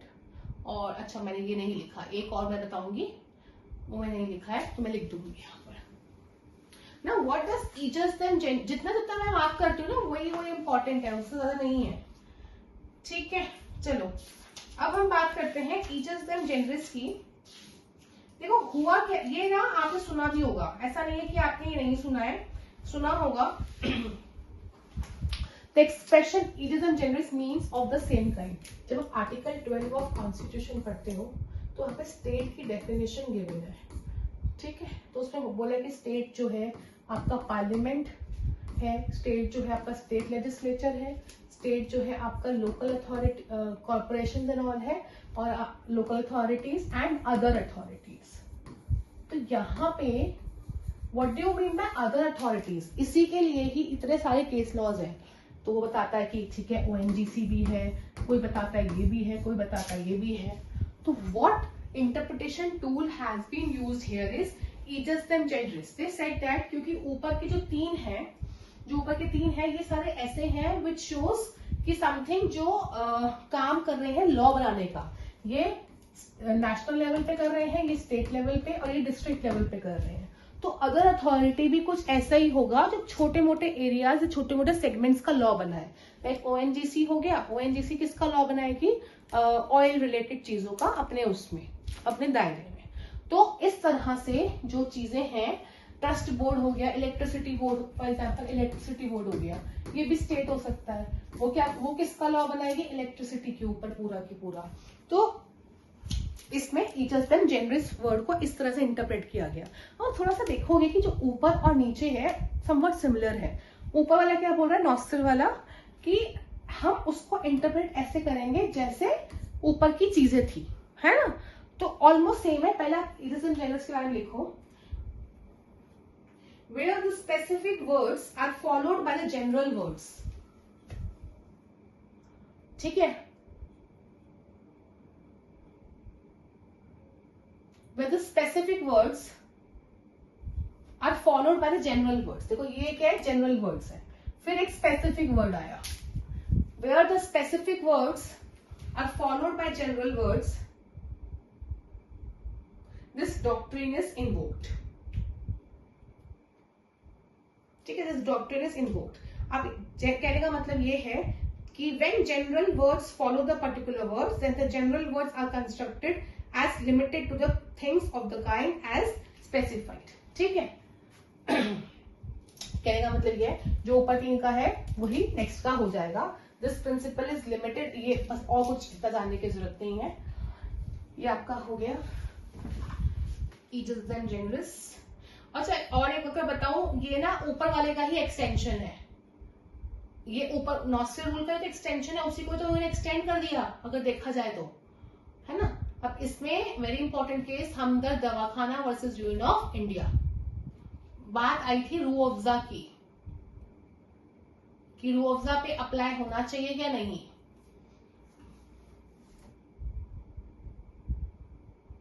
एक केस और है इसका, electricity board Rajasthan versus Mohanlal. ये आर्टिकल 12 में भी है आपका। ये आर्टिकल 12 को ही एक्चुअली इंटरप्रेट कर रहा है। ठीक है, ये आर्टिकल 12 को ही इंटरप्रेट कर रहा है। Electricity board Rajasthan versus Mohanlal.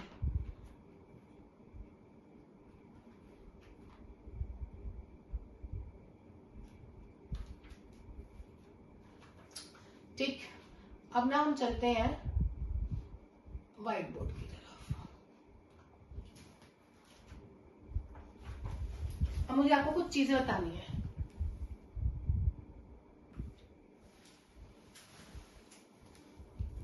लिखें, एक चीज लिखेंगे यहाँ पे आप, अ ड्रेस मैचेस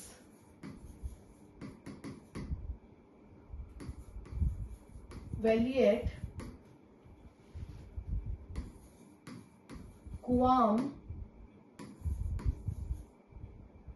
फ्रिगेट।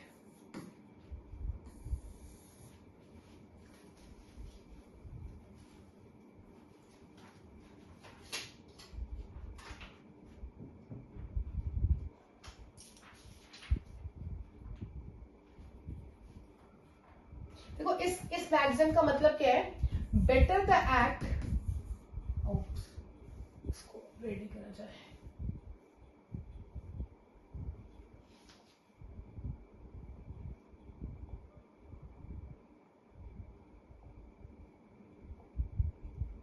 ठीक है, बेटर द एक्ट प्रिवेल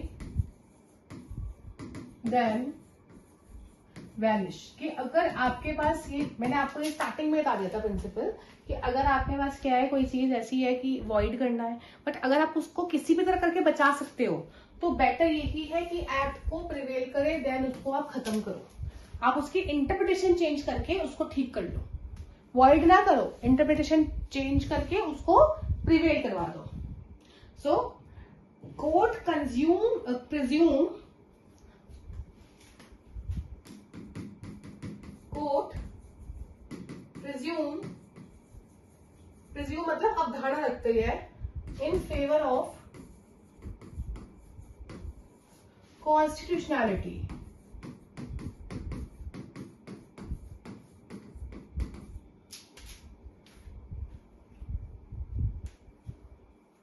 सो उसके लिए कोर्ट क्या करेगी, सेंसिबल मीनिंग देगी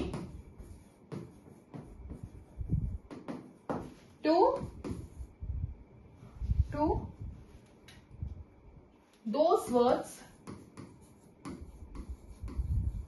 where some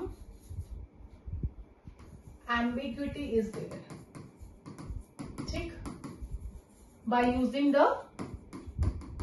various tools of interpretation। तो various tools यूज करके हो जाए as clear as that।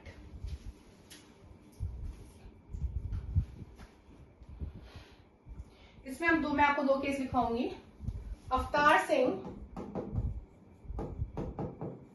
Versus state of Punjab. Next,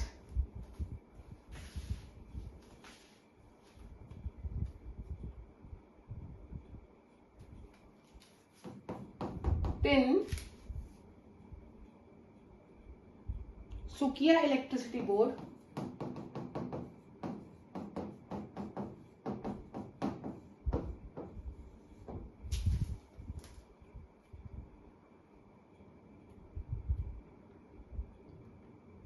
electricity company, board नहीं है, इलेक्ट्रिसिटी सप्लाई कंपनी बनाम versus state of Assam.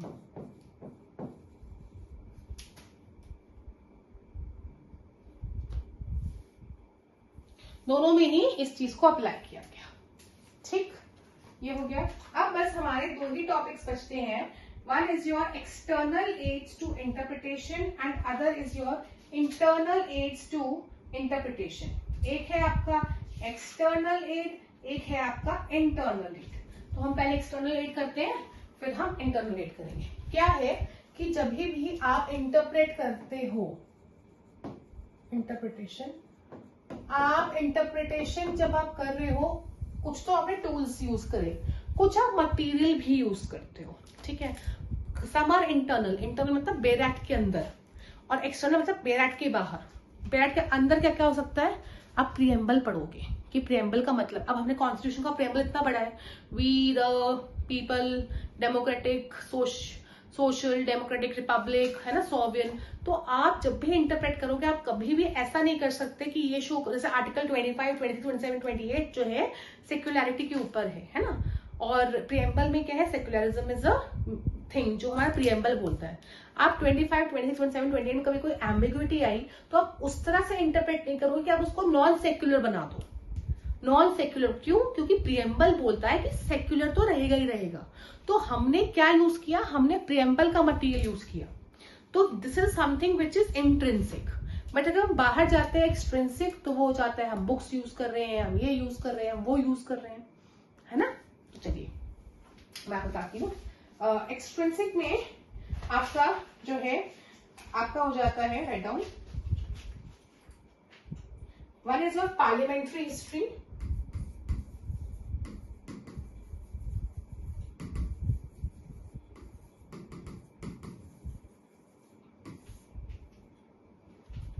Parliamentary history में हम तीन चीजें हैं, bills, statement of object and reasons, then committee report.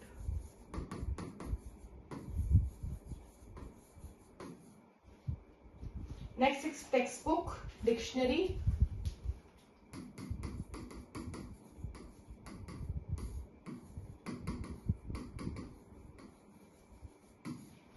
ठीक है, text book, dictionary, foreign sources.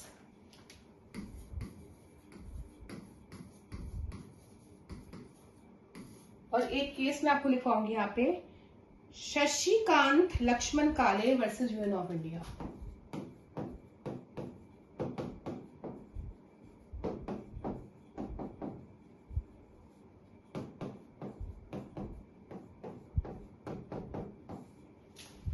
अब मैं आपको उसको एक्सप्लेन कर देती हूँ, आप पूरा चार्ट बना लो पहले। सी ये आपका एक पार्लियामेंट है, ठीक है, पार्लियामेंट्री हिस्ट्री। क्या होता है, एक्ट आने से पहले बिल बनता है, और बिल कितनी बार आता है, कितनी बार जाता है, लैप्स होता है बहुत बार। जैसे लोकायुक्ता, लोकपाल लोकायुक्ता एक्ट आपका कब का है, 2000। लोकपाल एंड लोकायुक्ता एक्ट जो है आपका कब का है, 2013 का है, इट्स ऑफ 2013।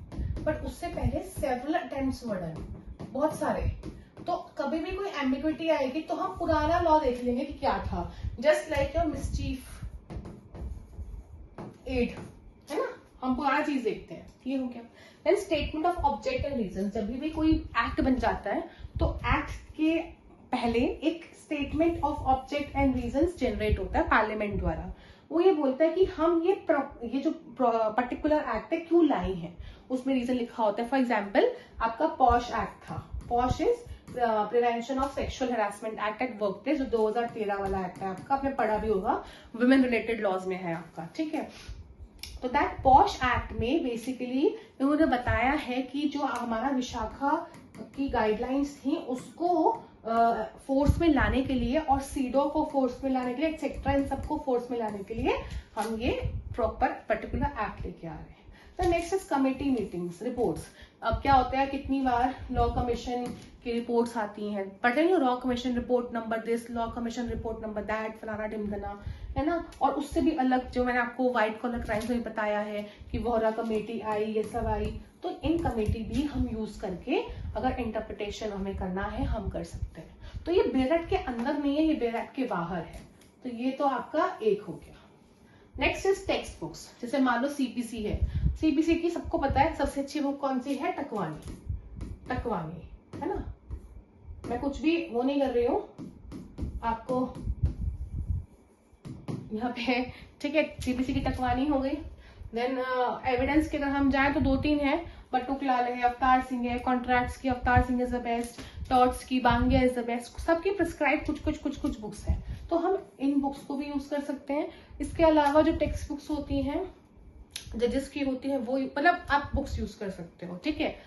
देन डिक्शनरी, तो लीगल डिक्शनरीज भी अलग बनी हुई है एंड नॉर्मल डिक्शनरीज भी अलग बनी हुई है, आप उनको भी यूज कर सकते हो। Then next is foreign sources. सो क्या होता है, मान लो फॉर एग्जाम्पल हमें कुछ चीजों को इंटरप्रेट करना है, ठीक है, इंटरप्रेट करना है, तो वहां पे हमारे पास प्रॉपर मटेरियल नहीं है, ठीक है। तो हम क्या कर सकते हैं, बाहर वो चीज को कैसे कैसे इंटरप्रेट किया है, फॉरेन सोर्सेज भी यूज कर सकते हैं। अब शशिकांत लक्ष्मण काले वर्सेस यूएन ऑफ इंडिया में लिखे, the help of external aid of interpretation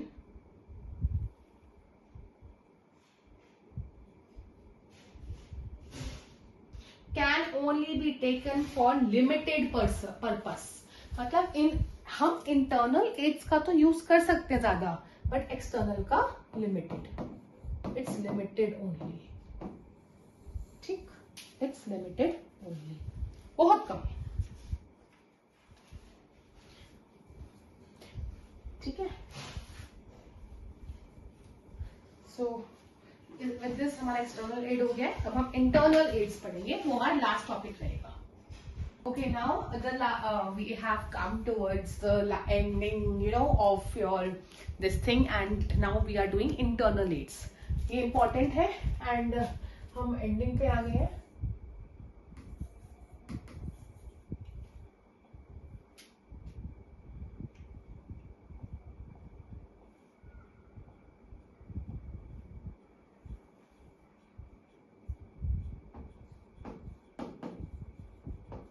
जैसे मैंने आपको शशि कला का केस लिखवाया कि हम एक्सटर्नल एड्स को बहुत ही रेयर सिचुएशंस में यूज करेंगे, जब हमारे पास इंटरनल एड्स नहीं होंगे तब ही यूज करेंगे इंट्रिंसिक इंटरनल एड्स, ठीक है।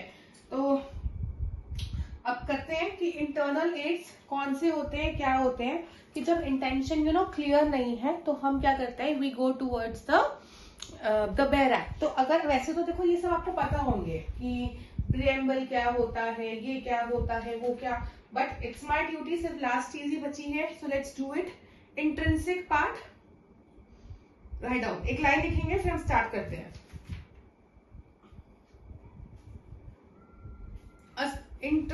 A statute is best understood if we know the reason of it, if we know the reason of it, है ना। अगर हमें रीजन पता लग गया कि ये एक्ट क्यों आया था, ये प्रीएम्बल क्यों लिखा हुआ है, तो हाँ, स्टैट्यूट इज बेस्ट अंडरस्टैंड। तो very first is your title. Title जो है आपके शॉर्ट टाइटल भी होते हैं, टाइटल जो है आपके लॉन्ग टाइटल भी होते हैं, both are there. Short title, long title, both are there. जो लॉन्ग टाइटल होगा ये ऑफनली प्रीएम्बल से भी पहले होगा, प्रीएम्बल से भी पहले, ठीक, प्रीएम्बल से भी पहले होगा। जैसे कि मैंने आपको बताया था ना, सीआरपीसी में हम देखते हैं, it is an act to consolidate, amend, define, ये सब जहां जैसे ये सब लिखा होता है, this is your long title, ये आपका लॉन्ग टाइटल है।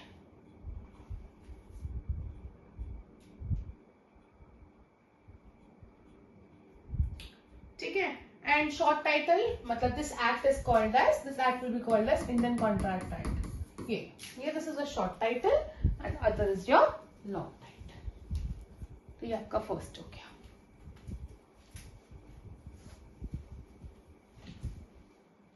ठीक है, अब नेक्स्ट चलता है।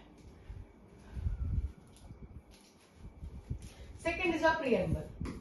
सी, preamble is something which is key to open the mind, है ना, key to open the mind। एक लाइन लिखते रहेंगे सब में एक लाइन लिखते रहेंगे, तो this will help you in writing the answer या फिर मतलब ticking down the answers. Preamble में it is something which defines the necessity and purpose of the act।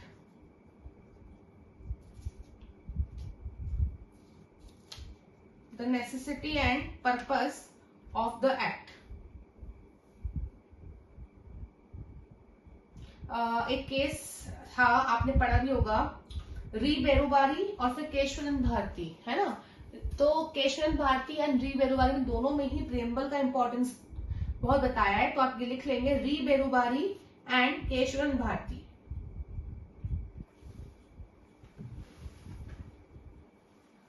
और उसके बाद एक आपका इंग्लैंड का केस था, which is Brett versus Brett, ठीक है, this is the case.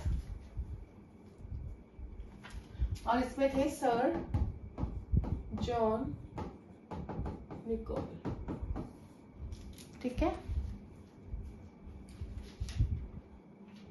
Next is your marginal notes. देखो, मार्जिनल नोट्स क्या होते हैं, जैसे आप कुछ भी पढ़ते हो, कोई भी आप बेयर एक्ट पढ़ते हो, मान लो सेक्शन 5 पहले हल्का सा कुछ लिखा होता है, हाउ कॉन्ट्रैक्ट इज मेड, मान लो ऐसा लिखा हुआ है, ब्लैक में लिखा होता है इस तरह से, क्वेश्चन मार्क नहीं होता, देन पूरा ही पूरा ऐसे से होती है चीजें, ठीक है, इंग्रेडिएंट्स। सो दिस थिंग जो ब्लैक में स्टार्टिंग में होता है, दिस इज मार्जिनल नोट, ये मार्जिनल नोट होता है। तो ये क्या कर रहा है, ये बता रहा है कि इस सेक्शन में क्या है। जो आपका टाइटल है ये बताता है कि पूरे बेयर एक्ट में क्या है, प्रीएम्बल ये बताता है, ठीक है, प्रीएम्बल में कि पूरे बेयर एक्ट में क्या होगा, एंड मार्जिनल नोट बताता है कि सेक्शन में क्या होगा। लिखेंगे marginal note is the side heading given to side heading, SID, side heading given to every section of statute,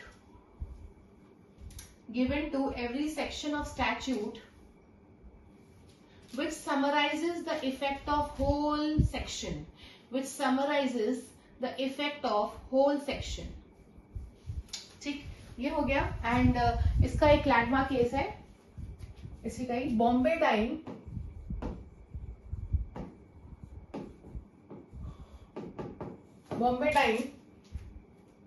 company versus Bombay environment action group, Bombay dyeing company versus Bombay environment action group. अब next चलते हैं fourth की तरफ। अच्छा, इसमें एक case और लेंगे, Sarabjit Singh versus union of India, Sarabjit Singh versus union of India.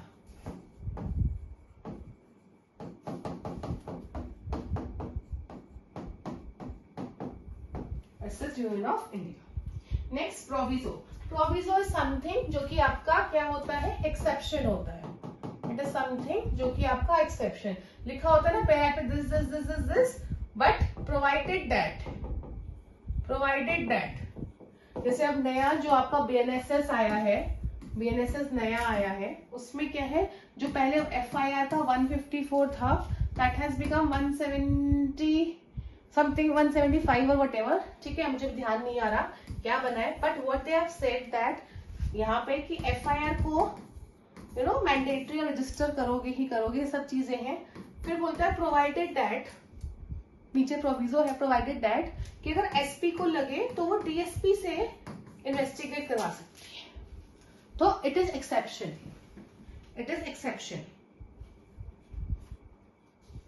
तो आप लिख सकते हैं exception to general rule. Next लिखेंगे fifth is your explanation, fifth जो लिखेंगे explanation.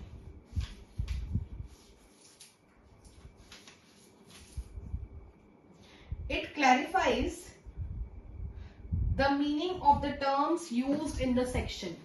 It clarifies the meaning of the term used in the section. ठीक है, ये क्लैरिफाई करता है। एक्सप्लेनेशन, जब आप कोई भी चीज का एक्सप्लेनेशन होता है ना, वो स्कोप को बढ़ा नहीं रहा, वो स्कोप को कम नहीं कर रहा, वो बस मीनिंग को, जैसे कोई चीज डिफिकल्ट होती है समझने में, बहुत चीजों के ना एक्सप्लेनेशन होते हैं, बहुत सारी चीजों के एक्सप्लेनेशन नीचे गिवन होते हैं, तो वो इसीलिए है कि ऊपर वाली चीज को इजीली आपको बता दिया, क्लैरिफाई कर दिया, बिकॉज कभी कभी टर्म्स जो है टेक्निकल होती हैं। तो ना ही उसने स्कोप को बढ़ाया है, ना ही उसने स्कोप को घटाया है। अच्छा, मैं आपको ये चीजें इसलिए एक्सप्लेन कर रही हूँ because bare act is something for law student जिसको आना चाहिए।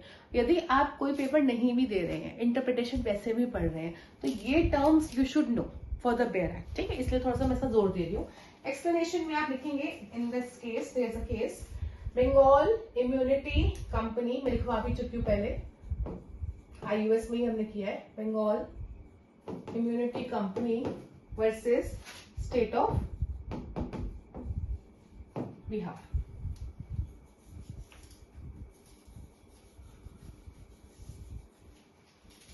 Versus state of Bihar. अपना क्वेश्चन ना बहुत ज्यादा आता था कि एक्सप्लेनेशन पार्ट है कि नहीं, explanation is a part of the section और नॉट। इस बोला yes, explanation is also the part of section, right, ये लिखेंगे। बस एक्सप्लेनेशन करता क्या है, एम्बिग्विटी को ठीक करता है। It clarifies the ambiguity. जो लेजिस्लेचर को पता है ऑलरेडी कि ये एम्बिग्विटी अराइज हो सकती है, इसलिए मैं ठीक कर देता हूं, ठीक है। इसीलिए एक केस था Sedco forex international company versus CIT, international company versus CIT, आप लिख लो। इसके बाद नेक्स्ट 6th पे चलते हैं, which is your illustrations, which is your illustrations.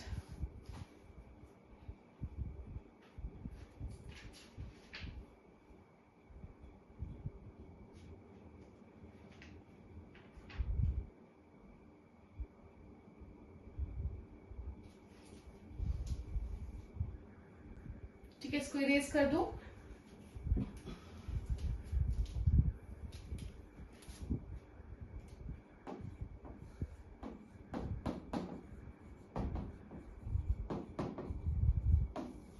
Write down.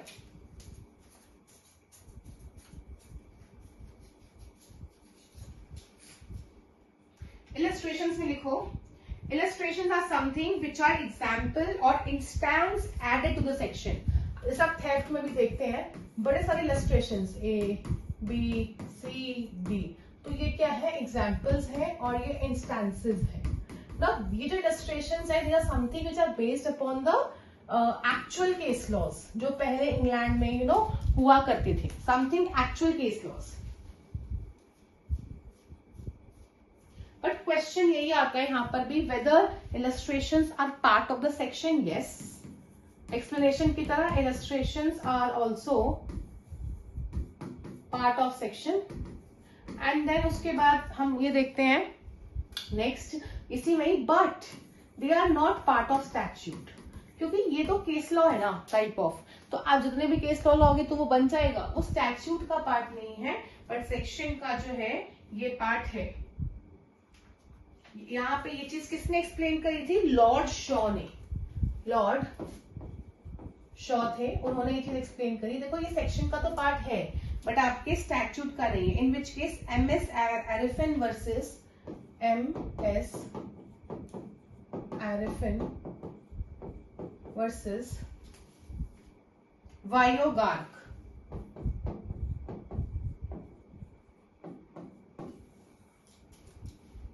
ठीक।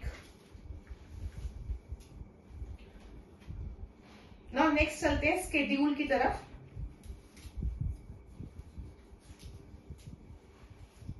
इसको इरेज करते हैं, नेक्स्ट चलते हैं स्केड्यूल की तरफ। 7th, अब जैसे आपने कॉन्स्टिट्यूशन है, 12 स्केड्यूल्स है ना।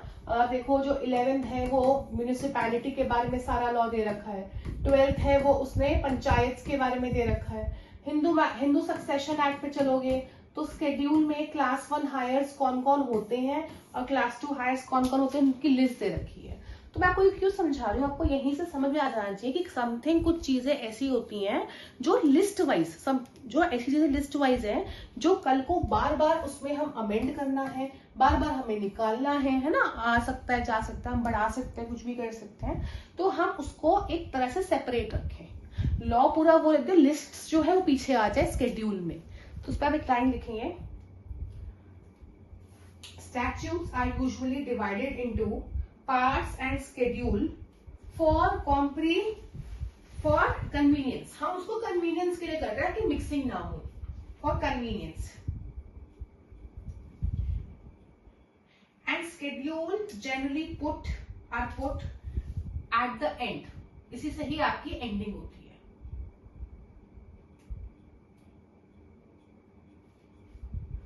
and they are generally put at the end, ठीक है। इसमें केस लिखेंगे, अफाली pharmaceuticals limited versus Rajasthan versus state of Maharashtra, sorry नहीं, पहले मैं आपको केस लिखवाती हूँ, लिख दूंगी बोर्ड पे, पहले आप लिखो, schedules contain the details which cannot be given in the section। they contain those details जो हम सेक्शन में नहीं दे सकते, ठीक है। वही ना जो लिस्ट पहले आपको बताया वही। अब यहाँ पे केस लेंगे, अल्फाली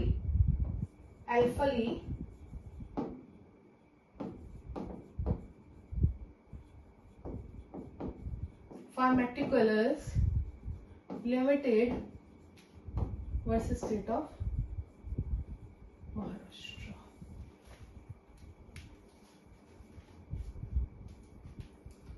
Next is your definition clause. ये लास्ट है बस, इसके बाद हम वाइंड अप करेंगे अपना लेक्चर या फिर वन शॉट। ये आपका डेफिनेशन क्लॉज है। डेफिनेशन क्लॉज जनरली अगर आप देखो सेक्शन 2 में हमें मिलता है, वो बोल 2A B C D, जैसे कॉन्ट्रैक्ट एक्ट में देखें H कॉन्ट्रैक्ट बताता है ना, कि कॉन्ट्रैक्ट क्या होता है, E agreement, promise sorry, B agreement, ऐसा करके कुछ है मतलब, राइट। ये सब चीजें हो गई, तो डेफिनेशंस हो गई। पुराना अगर हम CRPC देखते हैं तो उसमें बेल, ठीक है, चार्ज, कंप्लेंट, 2D, ये सब तो डेफिनेशनल क्लॉज हो गया। इसमें एक लाइन लिखेंगे sir, the terms and expressions used in the statute, जो पूरे में स्टैट्यूट में टर्म्स एंड एक्सप्रेशन यूज्ड है, the terms and expressions used in the statute are generally defined in the beginning of statute, are generally defined in the beginning, तो उनको ना हमने beginning में डिफाइन कर दिया है। डेफिनेशन क्लॉज वो हो गया।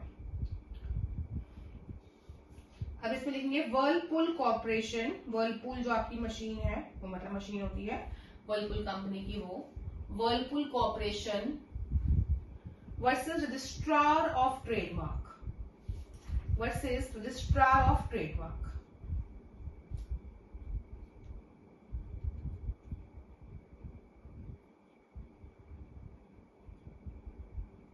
ठीक, ये अब आपका ये सब हो गया। अपार्ट फ्रॉम दीज 8 और भी चीजें हैं, बट वो आपको करने की जरूरत नहीं है। अब आप आ जाए 2 केस लॉज और इम्पोर्टेंट, जैसे मैंने आपको एक्सटर्नल में शशिकांत करवाया, यहाँ पे 2 और केस लॉज है, वो लिखें Hiralal Ratanlal versus state of UP, दूसरा Manohar Lal versus state of Punjab,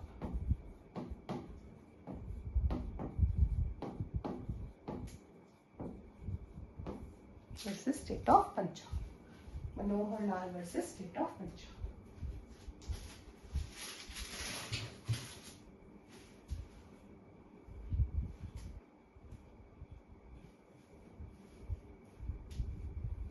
So in both these cases, court refer the intrinsic material. Now, with this we have ended our entire one shot. अगर मैं आपको एक बात बताऊं, जैसे फॉर एग्जाम्पल मैंने थोड़ा बहुत एक बुक को भी रेफर किया था, अगर आप इसमें बुक में देखते हैं, मैं आपको एक चैप्टर वाइज बता रही हूँ। टोटल इसमें 12 चैप्टर्स है। चैप्टर 1 इंट्रोडक्शन, तो वो मैंने आपको पढ़ाया। चैप्टर 2 फंक्शन ऑफ जुडिशरी, वो एक्सप्लेन किया। फिर जो रूल्स हैं आपके लिटरल, मैंने आपको समझा दिया। गोल्डन अगर आपको दिख रहा है तो समझा दिया। देन मिसचीफ को पर्पसिव के साथ, वो मैंने देखो दोनों अलग हैं। मैंने आपको एक चीज मैं आपको ठीक करा दूं, आई थिंक मैंने मिस्टेक कर दिया था कि मिसचीफ को ही हम बोलते हैं पर्पसिव, ऐसा नहीं है, वो आप रेक्टिफाई कर लेंगे। ठीक है, जो मिसचीफ है that is your hidden stool, and purposive में हम पर्पस देखते हैं और उस हिसाब से करते हैं, और इस टूल को बहुत बार यूटिलाइज किया गया। ठीक, ये आप ठीक कर लेंगे। उसके बाद मैंने आपको अट्रेस मेजिस रूल समझा दिया, harmonious construction, ejusdem generis, noscitur rule समझा दिया, जो birds of feather flock together वाला था। देन बेनिफिशियल कंस्ट्रक्शन हमारा हो गया, एंड उसके बाद स्ट्रिक्ट इंटरप्रिटेशन हो गया, है ना। उसमें हमने पीनल, टैक्सिंग, ये सब स्टैट्यूट्स करे। फिर हमने सारे इंट्रिंसिक एड्स, जिसमें मैंने आपको इंट्रोडक्शन से लेके title, preamble, marginal note, proviso, explanation, illustration, schedule, definition सारे समझा दिए। एक्सटर्नल में parliamentary history, bill, statement, committee, text books, dictionary, foreign law decision बता दिया। देन जनरल क्लॉज एक्ट बता दिया, एंड रिपील रिवाइवल भी बता दिया। मतलब बेयर एक्ट जो ये बुक है, 2-3 बुक्स है मेरे पास, ठीक है, एंड लॉट ऑफ मटेरियल, तो वहां से क्लब करके हर चीज को मैंने अच्छे से बता दिया, केस लॉस तक बता दिए। सो अगर ये आपके पास 1 शॉर्ट वीडियो नियरली 1.5 आवर्स की आती है, इसको आप अभी आगे जितने भी एग्जाम्स दोगे 2 से 3 बार देखोगे तो क्या आपका ये सब्जेक्ट प्रिपेयर नहीं हो जाएगा अच्छे से? ऑब्वियसली होगा। ये करो, मेथड इज 1 शॉट देखो, 1 शॉट देखो, प्लस अपना भी तो स्टडी किया होगा ना, अपना मटेरियल को रिवाइज करो, उसके बाद एमसीक्यूज लगाओ। मतलब अब तो आपके पास कम डेज बचे हैं, अब तो कम डेज है, मैं अभी के लिए नहीं बोल रही, जो भी आपके इसके बाद एग्जाम्स होंगे सीयूईटी और तो दे रहे होंगे ना, वहां पे अगर आईओएस आता है तो जुडिशरी के लिए कर रहे हो तो आईओएस हमने पढ़ा सिर्फ इसमें दिया है सीयूईटी में, but it is covered in various exams, ठीक है। So it will be helpful for you. And इसके बाद मैं जो है आपके लिए वो 1 शॉट लाऊंगी हायर एंड परचेज का, and then after that juvenile justice act plus probation, इन दोनों का। सो नाउ आप कमेंट सेक्शन में भी लिखेगा कि इनके दिस विल वाइंड अप, ठीक है। तो Sunday today is basically 2 more days are left, ठीक है। This will wind up, Sunday को आपका लास्ट 1 शॉट डलेगा जो कि मेरी साइड से रहेगा। उसके बाद भी अगर आपको कोई हेल्प चाहिए एंड समथिंग तो आप कमेंट सेक्शन में लिख सकते हैं, तो आपको वहां पे रिप्लाईज मिल जाते हैं, ठीक है। बट आई थिंक आपको ये वीडियोस को अच्छे से पढ़ना चाहिए, अच्छे से करना चाहिए, सो दैट आपका you are able to mark it. Now for that purpose इसीलिए ही बोला जाता है कि आप चैनल को सब्सक्राइब कीजिए। आप सब्सक्राइब करेंगे आपके पास और बेल आइकन को भी दबाएंगे, आपके पास ऑटोमेटिक नोटिफिकेशन आएगा कि अब कौन सा 1 शॉट डल रहा है, अब कौन सा डल रहा है, किसमें इंपॉर्टेंट बताया, कौन सा एग्जाम फॉर्म आया।